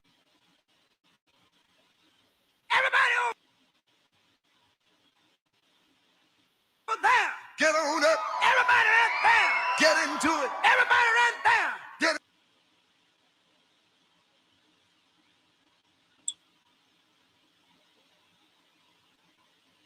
Fully your mother.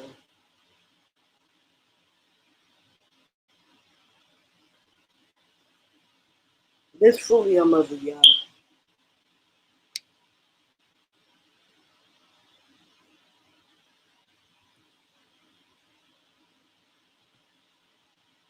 Don't she look like a fucking doctor or a nurse? So she's a nurse administrator. They said she got shot 8 times before. And fucking with her damn son. And all his shit. She's got shot 8 times before.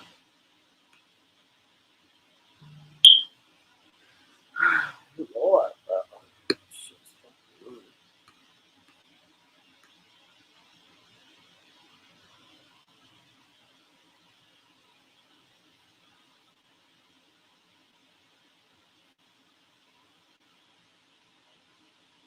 Old folks always posting some dumb shit on Instagram. It ain't dumb shit, but like they don't post a lot of pictures of themselves and shit. How old is she? 40. So she probably had him when she was fairly young.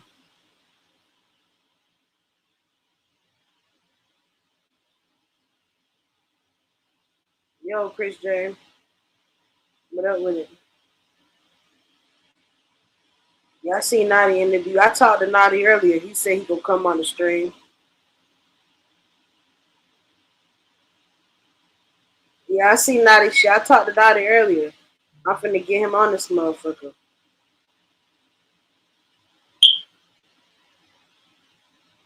Yo, Chris J. Hit the link. Hit the link.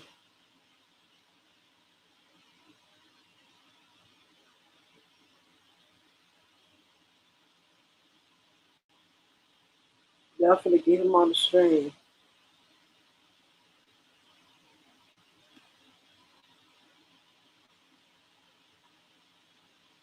I'm really trying to zoom in. I keep clicking on the fucking story so y'all can see the damn picture. This fully your mama. She look like a damn doctor, but she's a nurse. And he run around here doing dumb shit. That's how it be though, man. And she said she ain't never damn condone in the drill music and all the beef. and would beg him to take shit down and stop all the shit he doing. It's sad though, for real. I know she's heartbroken because that's her baby. Damn.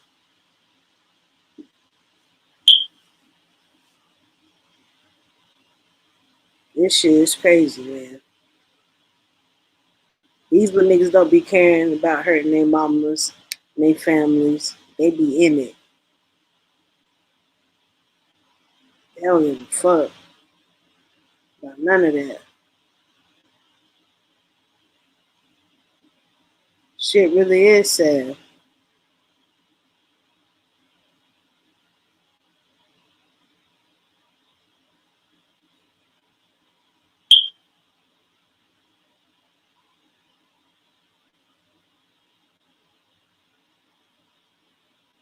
Shit sad in the motherfucker, I ain't lying.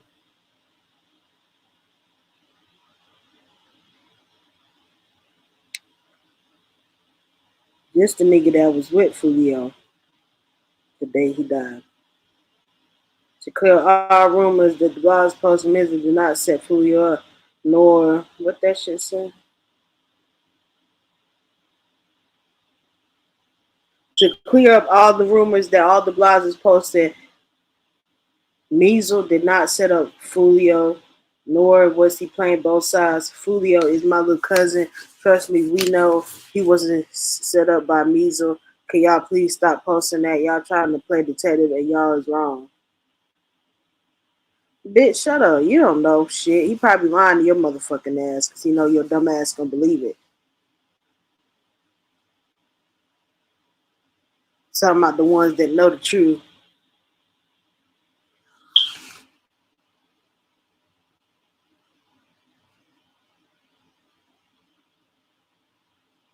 Be for real. You hanging with niggas that fuck with Ace. Whatever. You know what I'm saying? Be for real, nigga. And we gonna be anything. Let's be fucking for real for a second, please, man. Let's be fucking for real for a second.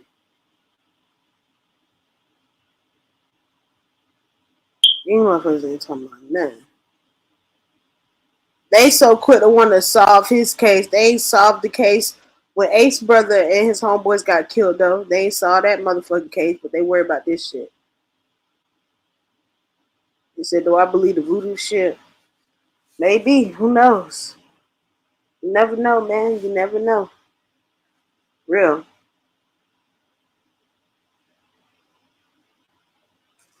It's possible.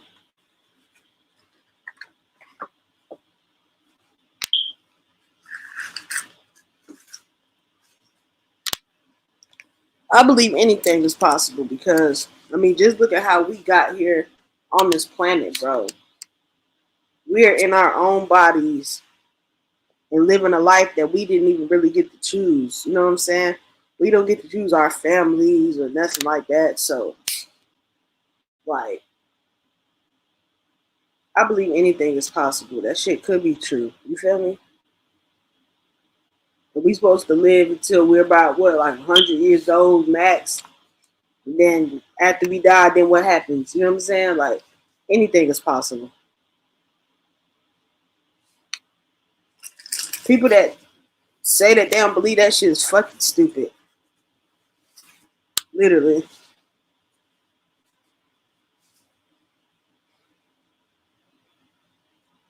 That shit is true.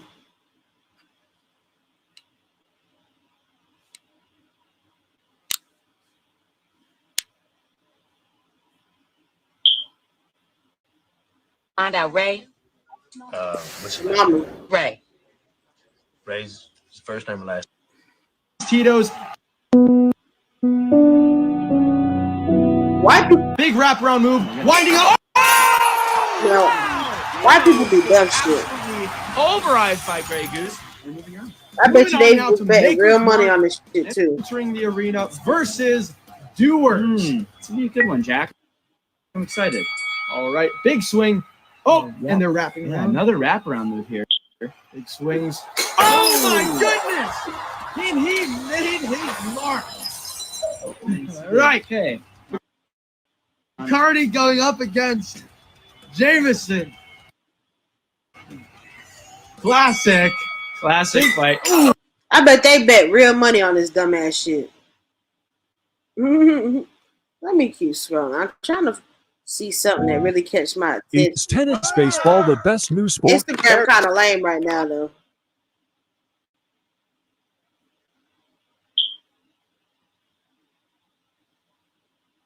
Yeah, nigga. 4 a.m. thugging with my niggas. Des, I love you. Damn, that's I'm sad. scared as fuck right now, Des. I ain't gonna lie, Des. That's sad. Finna run back over there. I love you and I miss you, Des. I'm gonna be back later. Alright. 4 a.m. thugging though, nigga. Yeah, nigga. 4 a.m. thugging with my niggas. Des, I love you. I'm scared as fuck right now, Des. Yeah, them Grey Goose I bottles ain't gonna thick lie, as Des. shit. Finna run back over there. I love you and I miss you, Des. I'm gonna be back later. That's All right. sad, bro. RP to her. There's supposed to be a statue of Ja Morant, bro, in Brooklyn. Y'all think this look like Ja Morant? Somebody in the chat said, man, this shit.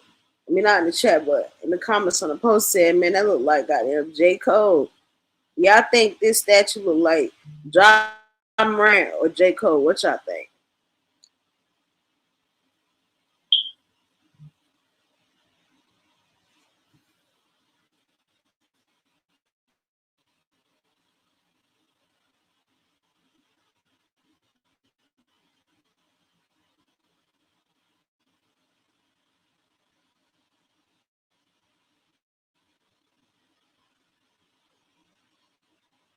That motherfucker look like J. Cole. Nah, playing. It do look like Ja a little bit. It do look like J. Cole though a little bit. I can't believe that shit look like, I don't know. It look like a character off of fucking GTA or some shit.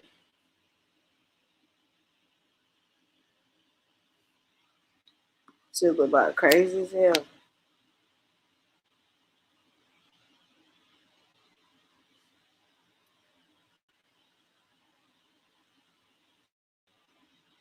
That's why.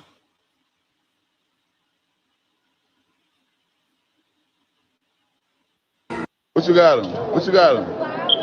She gave you a flower. She gave you a flower. He started crying.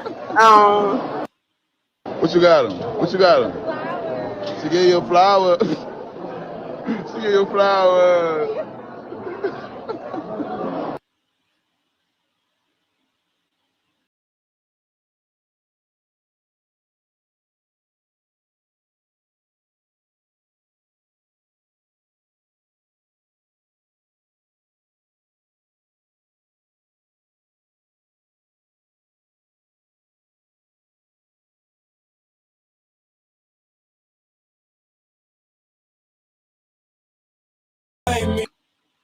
So this for the Power fans right here.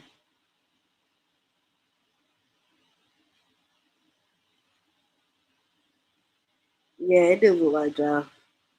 This for the Power fans. What y'all think will break the internet more? Is seeing Ghost return, Breeze, his actual, you know what I'm saying? Because everybody been waiting to see Breeze. We want to see the introduction to Breeze. Tommy Egan dying or Rock's future whereabouts. What you think will break it?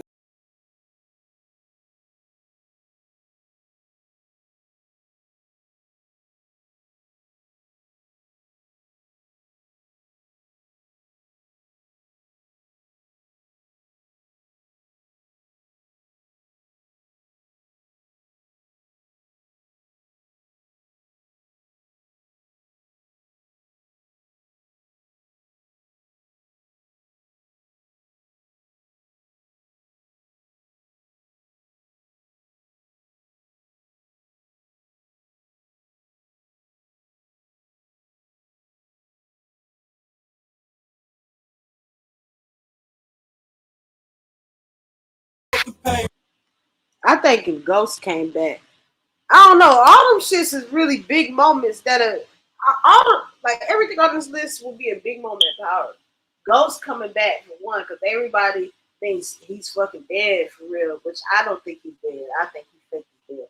And he's gonna come back at the end to save Tariq or some shit like that. That's what I'm thinking. Honestly, I hope so. I I don't want Ghost to be dead for real. I want that nigga to come back. But now that the show was over, I don't know if he would go back. But maybe all that shit was a lie. Because you know them characters like to troll and shit. They troll hella hard. Breeze, his introduction, because yeah, they can talk about Breeze forever. We've been watching Raising Kanan for damn near 4 seasons now. And we still don't know who the fuck Breeze is. A lot of people that be in the comments on some of these videos I be watching for Power and shit like that, they be saying that they think that Joey, that they think that Joey Badass's character Unique is actually Breeze, and he transformed into Breeze after the Ronnie situation when he knocked him out and pushed him down that little hill and shit. He was gone for all the weeks and shit. A lot of people in the comment section be saying that, and a lot of these YouTubers who do reactions on it, they say that they think that Unique turns into Breeze, and that's really Breeze, and we're gonna see that. At this point, I'm just kind of fucking sick and tired of it because we've been waiting 4 seasons to find out who Breeze is for real, and they still haven't done nothing. But I ain't gonna lie, Raising Kanan is a great show. It's one of the best shows in the Power universe. So I really can't complain too much because it is a good ass show. But man, I'm ready to see who the fuck Breeze is and what the fuck that shit is about. And I'm ready to see the young Ghost and Tommy, but I think they're about to have their own show. So that's that, and that's why I think that that's exactly why I think that that that Powers, that Ghost is coming back, because they already said that they're gonna have a show about the young Ghosts and Tommy. So they're probably gonna have a lot of clips from the present Ghost leading up to his death, or I don't know, whatever type shit, you know. And Tommy Egan died. I think that'll be a big thing in the Power universe. Because Tommy a crazy ass white boy. He stayed doing some extra ass shit. And Rob, because a lot of people think that Rob is fucking dead in the future when Kanan gets out of prison on Ghost. But some people think she's alive, but some people think she might be locked up. And some people think that she's dead. I'm not really sure. But that shit is crazy though.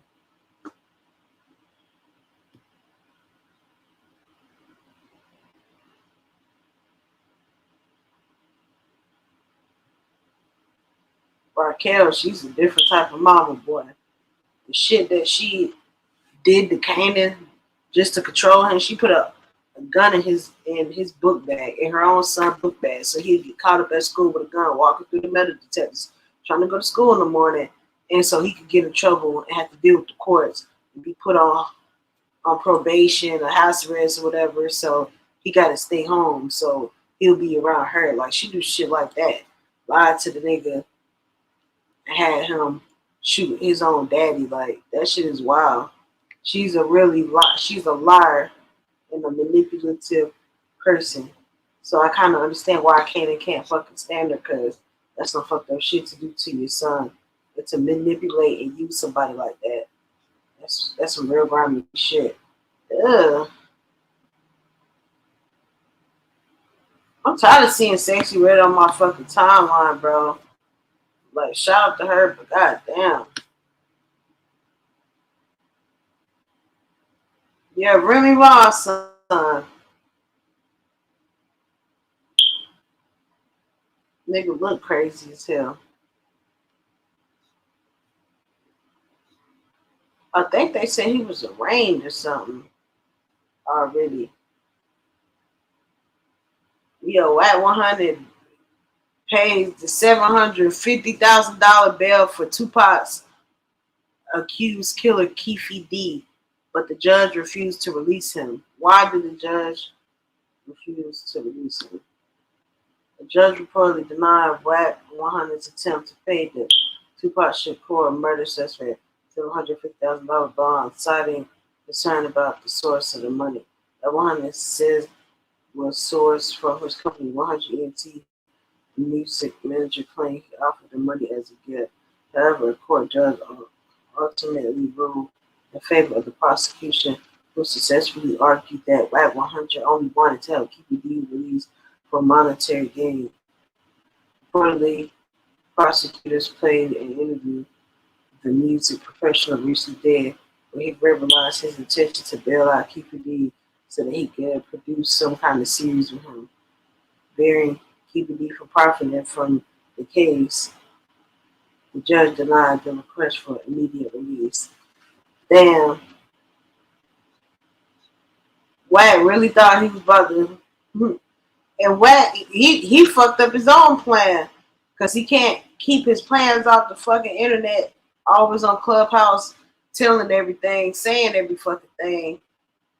So they probably would sit back and was listening to his ass on Clubhouse, just running his fucking mouth, telling them everything that he planned to do. And when he brought his stupid ass up there, they denied that shit. Nah, I ain't know it was a video of who in Zoom court. So Keefe D or Wack? If it's a video of Wack trying to get him out, I want to see that shit. I don't want to see fucking old ass fucking Keefe D. I ain't gonna have it.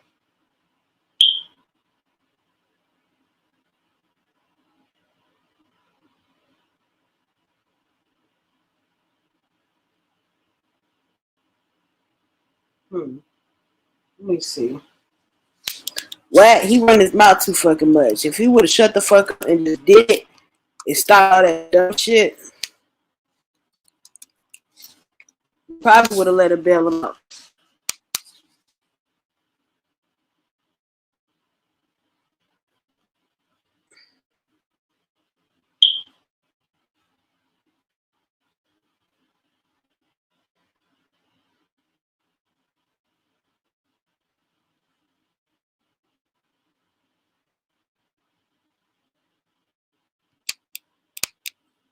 Hold on, y'all.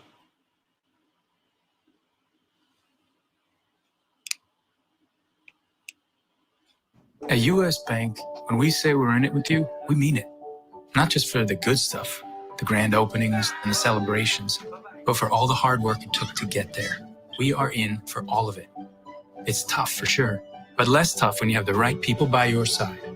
Like Kayla from Kansas City. I'm about to skip this shit. I'm about to skip it. So Wack 100 was recently in court at a bond hearing for Keefe D, and he got interrogated about a couple of details that we will get to shortly.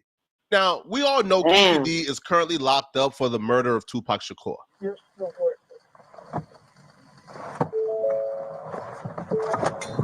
Hey, Keith, Metro Police, come over here.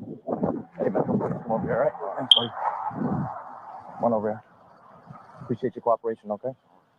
I'll stand right here in front of the car. Yep, brother. Yep, we're going to put it down. I know, hang on. Put His old ass really thought he was gonna get away with this shit. You know, people really fuck with Pop, right? That shit crazy though. You have anything on you, sir? All right. Yeah, we'll get you a drink. Hang on, all right? Just want to make sure you got no weapons on you or anything, okay? He was arrested. He went through the motions. He was granted a $750,000 bail. I'm going to set bail at $750,000 with the source hearing as well as house arrest. For a couple of weeks, so I can reach out to experts and make sure that I'm. Well, Kurt, we will continue to trail that matter. Just real quick. Hesitate to ask, but how are we going on discovery? It's going to take a while to be ready by June. Understood. Mr. Jackman, where are we at?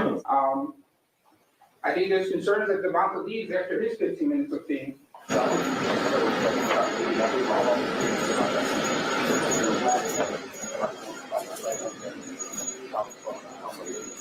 However, it's not the 90s anymore, and this isn't really Keefe D's heyday, and he didn't really have $750,000 or even 10% of that to bail himself out, so he's been in jail ever since. That's until today when WAC 100 revealed that he secured a $750,000 bond on behalf of Keefe D. Now, the question is why? Well, the courts are also curious about this, which is why they brought WAC 100 to Keefe D's bond hearing today to figure out exactly what's going on. WAC 100, who helped provide the money needed to bail out Keefe D. Mr. Jones, what was the amount that you paid for the bail bond premium in this case? $112,000. It was 15% of whatever the 750 was. Okay. $112,000 and some odd dollars. And $500, is that correct? Yeah, 112.5, yes sir, yes sir. And you paid that out of your business? Yes sir. And what's your business name, sir? 100 Entertainment. And you're the sole owner of that business, is that correct? Yes sir. And that business is a business license to do business in the state of Nevada? Yes sir. And how long have you had that business? Roughly 8 years maybe. And again, you used the proceeds from that business and you provided us with the documents showing that those amounts were taken from your business account. Is that correct? Yes, sir. Keefe D's lawyer is taking WAC through pretty much the whole rundown, trying to establish that WAC 100 is the one who actually paid for this through his business account, and he sends in all the proof. And they also go on to establish a motive for WAC 100 doing this, right? And the reason why they're about to establish the motive, and WAC 100 is about to say that he's doing this because Keefe D is a monumental figure in the community, and he has cancer, and he's doing this out of the goodness of his heart. How do you know Mr. Davis, sir?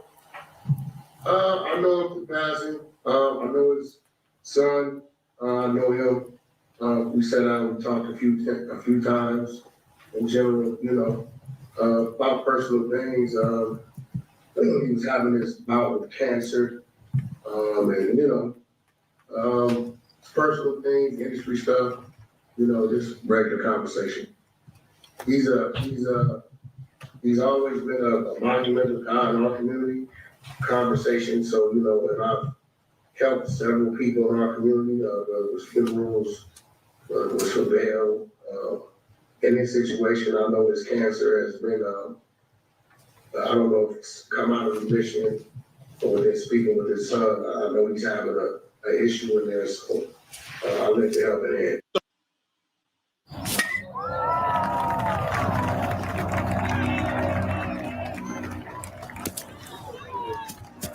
You missed it. No, I saw it.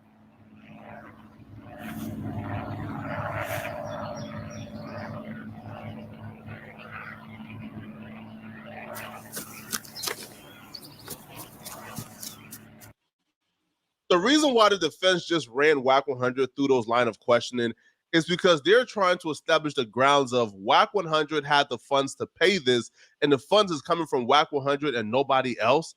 And secondly, that WAC 100 is doing this because WAC 100, loves Keefe D, he respects Keefe D, and he's doing this because he feels bad for Keefe D. So they're Man, shout out to motherfucking Poetic Flacco. That nigga on top of his shit. The way he put his videos together, bravo, nigga, bravo. Let me go back a little bit. This nigga crazy. He talked too much. He really could have got away with it, but he talked too fucking much.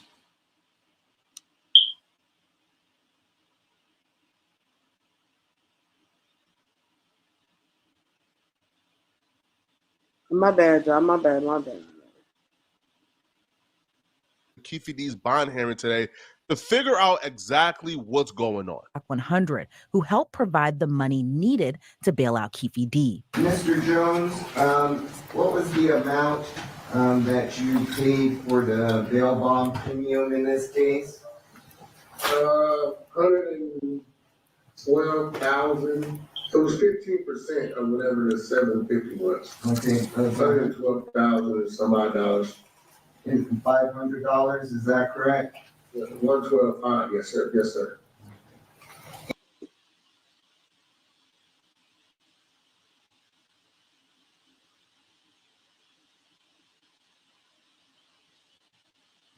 And you paid that out of your business? Yes, sir. And what's your business name, sir? 100 Entertainment. And you're the sole owner of that business, is that correct? Yes, sir. And that business is a business license to do business in the state of Nevada. Yes, sir. And how long have you had that business? Roughly 8 years, maybe. And again, you used the proceeds from that business and you provided us with the documents showing that those amounts were taken from your business account. Is that correct? Yes, sir. Keefe D's lawyer is taking WAC through pretty much the whole rundown, trying to establish that WAC 100 is the one who actually paid for this through his business account, and he sends in all the proof. And they also go on to establish a motive for WAC 100 doing this, right? And the reason why they're about to establish the motive, and WAC 100 is about to say that he's doing this because Keefe D is a monumental figure in the community and he has cancer, and he's doing this out of the goodness of his heart. How do you know Mr. Davis, sir? I know him from passing. I know his son. I know him. We sat down and talked a few times. In general, about personal things. He was having this bout with cancer, and personal things, industry stuff. Just regular. You could tell he be lying because he keep looking up. When you be talking, you start looking up, start looking away, shit. Conversation. So and I've helped several people in our community. With funerals, with travail. In this situation, I know his cancer has been.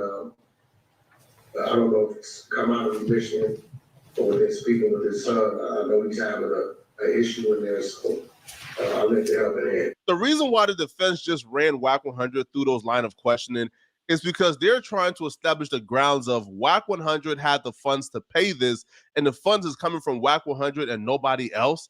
And secondly, that WAC 100 is doing this because WAC 100, loves Keefe D, he respects Keefe D, and he's doing this because he feels bad for Keefe D. So they're trying to establish grounds that WAC 100 would do this, and grounds that WAC 100 is doing this because WAC 100 has the funds to do so.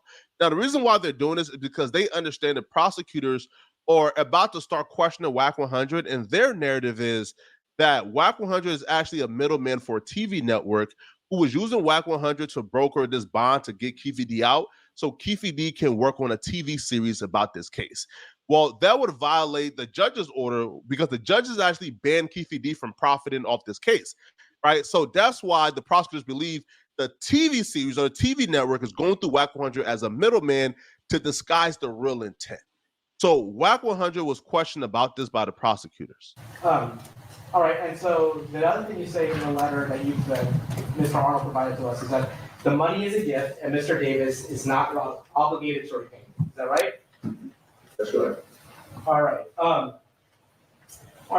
Do you have any contract between you and Mr. Davis? No, not as of yet. Okay. Do you have any financial agreement with Mr. Davis? Not as of yet. Do you have any financial agreement with his son? No. I allowed him to come work for me. That's what he wanted to do, to try to get him out the streets. Now, so are there any stipulations that you have with Mr. Davis in order to put up this money for him? Well, my stipulation with the bail bond, and I definitely wanted him to be on house arrest to protect myself. But WAC 100 is saying all the right things. I'm not even in television anymore. I have a diaper company. I'm out of entertainment. I would never. I'm doing this because Keefe D is a monumental figure in this community. I just want to help him out of the goodness of my heart. So the prosecutors then asked WAC 100 a very specific question. And the question was, have you ever stated that you're doing this for Keefe D in exchange that Keefe D is going to do a TV series? Now, the reason why the prosecutors asked this specifically is because they have something under their sleeves. And I feel like WAC 100, who is also very cerebral, he understands that they have something under their sleeves as well. Have you ever said you were thinking about getting Mr. Davis out with the stipulation that you do a series with him?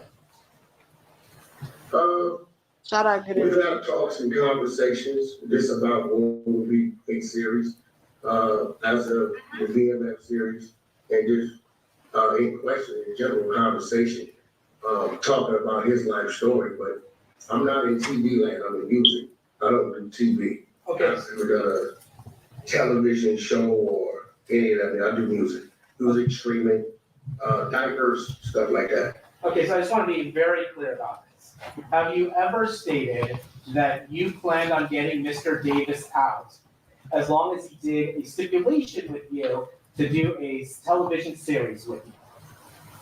Oh, I have said this story would be a very interesting story. You see how he keep looking up when he talking? As if Orlando Anderson That should make him look like a liar. Would be a very interesting story. I ain't gonna as care. if the BMS story, as is my story. We talked about it. That should make him look like Everybody he's talks about it, lying. but again, that's not my lane. That's what he chooses to do, and that's what he chooses to do. That's not what I do. So then the prosecutors finally revealed their hand, and they played an audio of WAC 100 on Vlad TV telling Vlad that he's going to go bail out Keefe D because he's going to do the TV series on Keefe D because people is going to watch it. So now WAC 100 isn't really under oath. He's just calling in to help out Keefe D. So that's why the prosecutors aren't really like honing in, trying to like get him impeached or anything like that, right? Because he's not really sworn in. He's just calling in to help out Keefe D. But the prosecutors will play this audio and essentially tell the courts, man, hey, listen, bro, like this is all a play for a TV series, judge, right? And this goes against your orders. No, and I appreciate that, Mr. Jones. His lawyer did an interview recently and said, KPD is a liar. He made up all this stuff just to make some money for people like, me, for interviews, and to get out of a serious drug case. He was never in Las Vegas. All this is fake, and he's not connected to Tupac's murder at all. Yeah, I believe him. You believe him? Do I believe him? That's up to law enforcement. I'm not going to say that. That's up to law enforcement. He's home in the next 5 days. I'm going to bet now. You don't bail out KPD. Yeah, he's only 75. Well, because $1 billion bond makes sense. Hell no, he didn't get out. You got to put 75. Yeah, I was thinking about going to get him, do anything. Put the stipulations out. Nah, he ain't get out because what? He run his fucking mouth too much. He been on the internet doing interviews with Vlad and all this shit. He been all on Clubhouse telling everybody his plans and what he gonna do. So hell nah. The prosecution and the judge was against that shit. They denied his motion or whatever to get him to bail him out because they don't want Keefe D to profit off of Tupac's murder.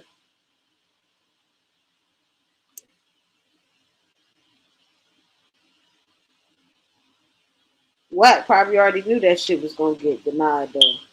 Motherfuckers be chasing it. I do the series on people watching. Yeah.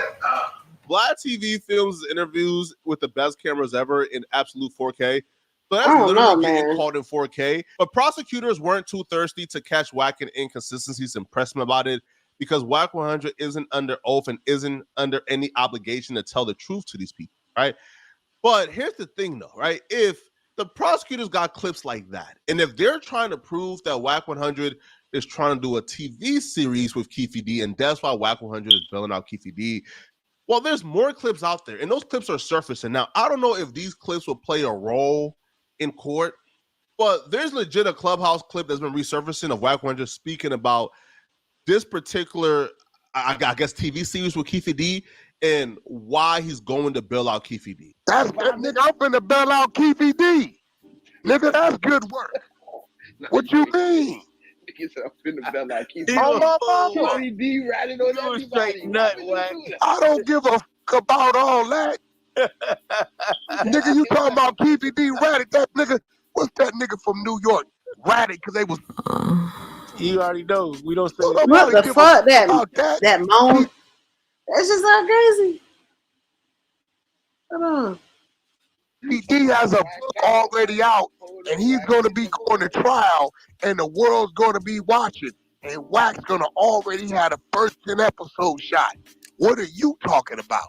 Give a fuck about no rat. What you talking about? What show you? See, Rat can't keep his mouth closed. He all on Clubhouse telling them all his fucking business, his plans, and all that. That's why they ain't let him goddamn get. Why? That's why they ain't let him bail him out. Nicky Barnes is another rat. Y'all just say what's the problem? I don't know who Lamar Whitehead is. Y'all niggas talking about. Yeah, That good nigga energy. got a book out. He's finna go on trial for Tupac. Everybody gonna be looking at it. I don't know who that is. Good energy. Right there in my notes though. Lamar Whitehead. I never heard. Yeah, I've never heard of him. I'm gonna look it up though. See what's up. Daddy, the book is already out, so I got my script. Nigga, Benny Boom already said whatever you want me to do. I'm finna go shoot the first Yeah, I 10 have seen episodes that of the shit. series. I didn't know his name though. I done forgot. I know. I know who you talking about now though. Get back to Bob and Diddy. I'm about to bail out Keefy D and do my series up under his shit. Whack is wicked. Whack is wicked. What you mean? You about to build Keefy D how to chill? Why wouldn't I? These Clubhouse Clippers, man, be getting people caught up, bruh. Because I feel like Clubhouse, man, is an arena, man, where you come and you supposed to just Clubhouse speak is freely, different. bruh, Hey, good and not have energy. to worry about Hey, you Clippers, need to bruh. get on But these Clubhouse. Clippers who No clip everything, cap. bruh, and post on YouTube, bruh, yo, You need to get on I Clubhouse. mean, like, that's as bro. clear as Real. it gets, you feel me, man? Now, I feel like the prosecutors, though, are disrespecting Whack 100 when they say Whack 100 is the middleman. I don't feel like Whack 100 is the middleman because I don't feel like Whack 100 needs any type of backing or funding I'm from gonna look anybody else. into it. I feel like this is probably a play Yeah. for the Tronics Network because Whack 100 does, Let me look this shit or up. again, I don't know if Whack is the owner of the Tronics Network, but he does, Ooh. you know, closely work with Ray J in doing things for that network. So I don't think Whack 100 would need a middleman. I feel like if Whack 100 is building out Keefy D, he's building out Keefy D for his own project, right? Y'all let me know in the comment section, what do you guys think about this, right? And if you're still watching, click on this. That shit crazy. Man, you gotta download the app. You gotta download the app. Clubhouse be lit. You be on that motherfucker talking shit. Let me see if I think I can get on Clubhouse on my computer.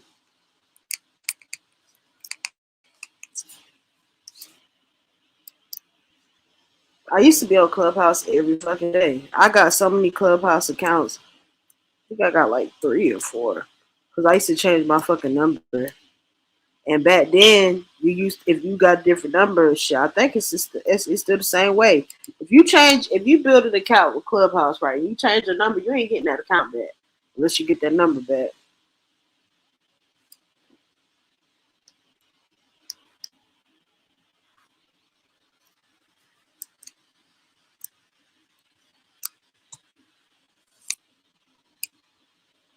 Let me see. Let me see if I can show y'all real quick. People be having their replays on so they can see if I start playing this shit for something else sometime. I think.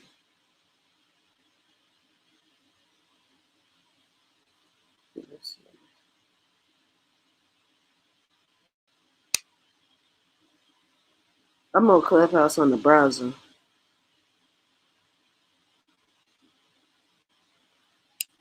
I got 236 people in this room. Push that knife, they steady. Push that knife, gang, man. I swear to God, this is a 24/7 roast room. They be in here arguing 24/7, like the same way we be doing this shit on YouTube. They do it like 10 times worse on Clubhouse, and they don't even give a fuck because they ain't on YouTube.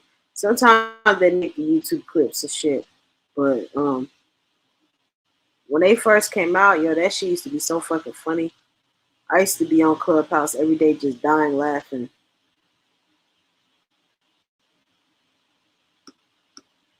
I used to be on Clubhouse just dying laughing every day. That shit would be fucking hilarious. I am not lying.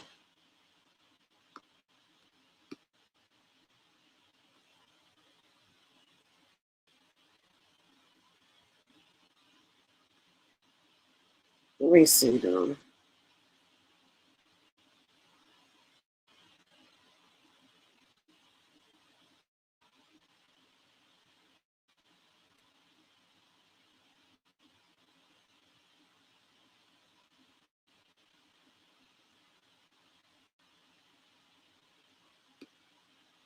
I got a surprise for y'all tonight. For all my supporters and shit. I got a little surprise for y'all tonight. We going up tonight.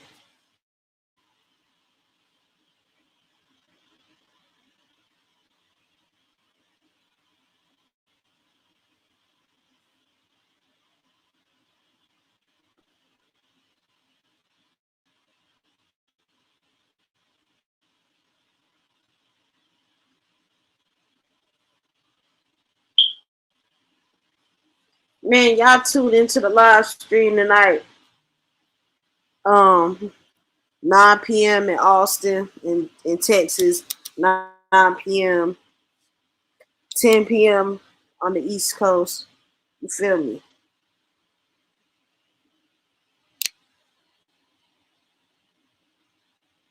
Got a special guest coming up here. Shit's gonna be crazy.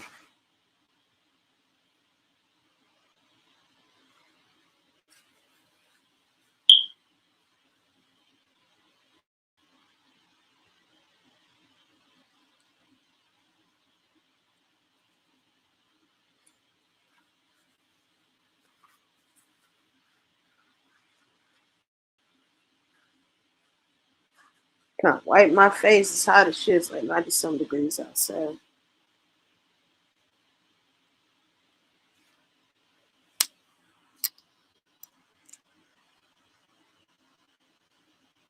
Let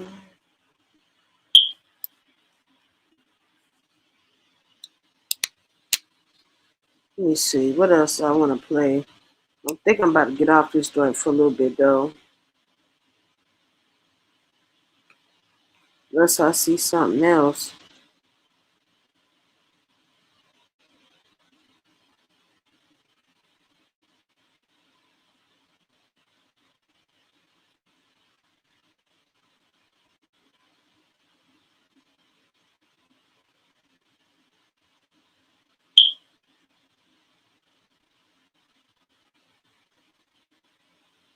Oh.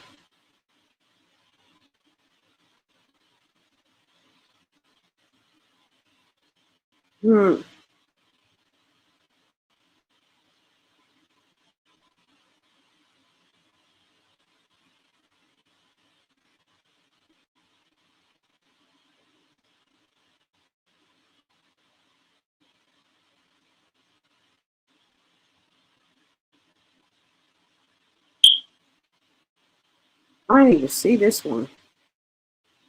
What the fuck stats done posted? You got my name in the title.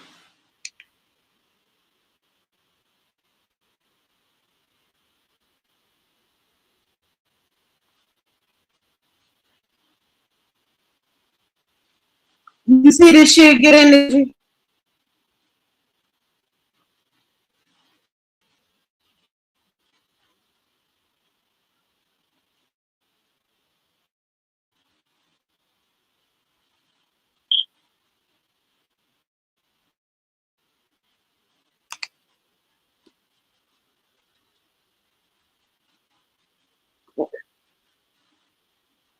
And that's exactly what he did. That's exactly what he did. He clipped that motherfucker. I knew somebody was gonna clip that bitch. I knew somebody was gonna clip that motherfucker. When he started saying that shit, I said, yeah, somebody gonna clip this motherfucker. I started saying that to myself.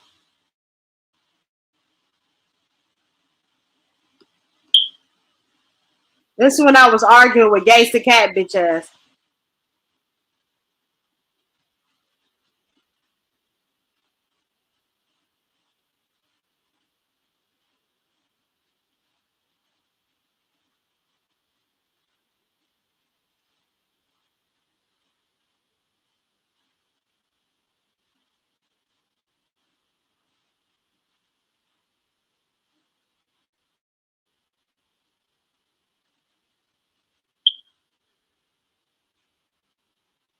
That nigga lame. That nigga lame.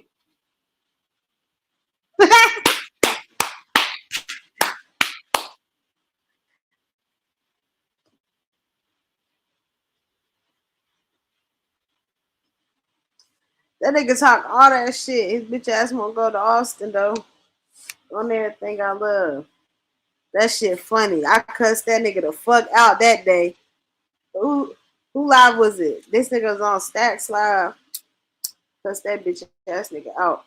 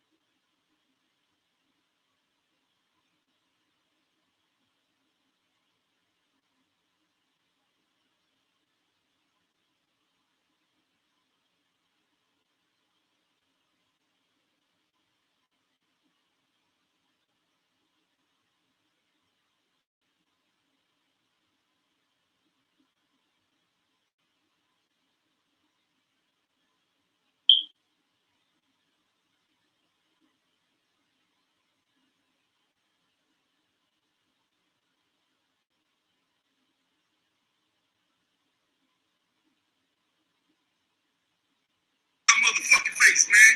Why you stuttering this shit, nigga? You lying, man. You lying, man. I already done told you, my nigga. If you ain't gonna say it in front of him, don't say it at all, man.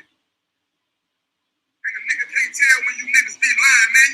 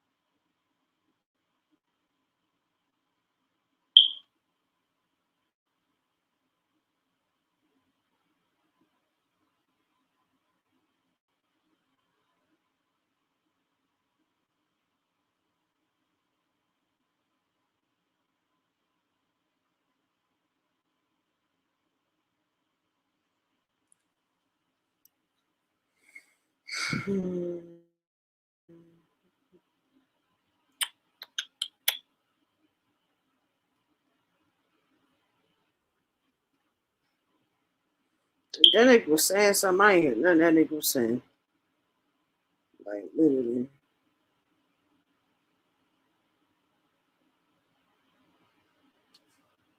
I ain't hear none of that shit.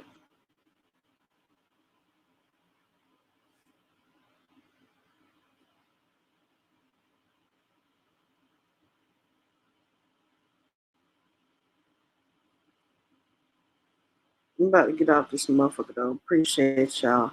See y'all later. Like, comment, and subscribe. I'll see y'all later. I'm probably about to go live from my phone for a little bit. But y'all got a special stream tonight. I'm about to post the announcements. Y'all stay blessed.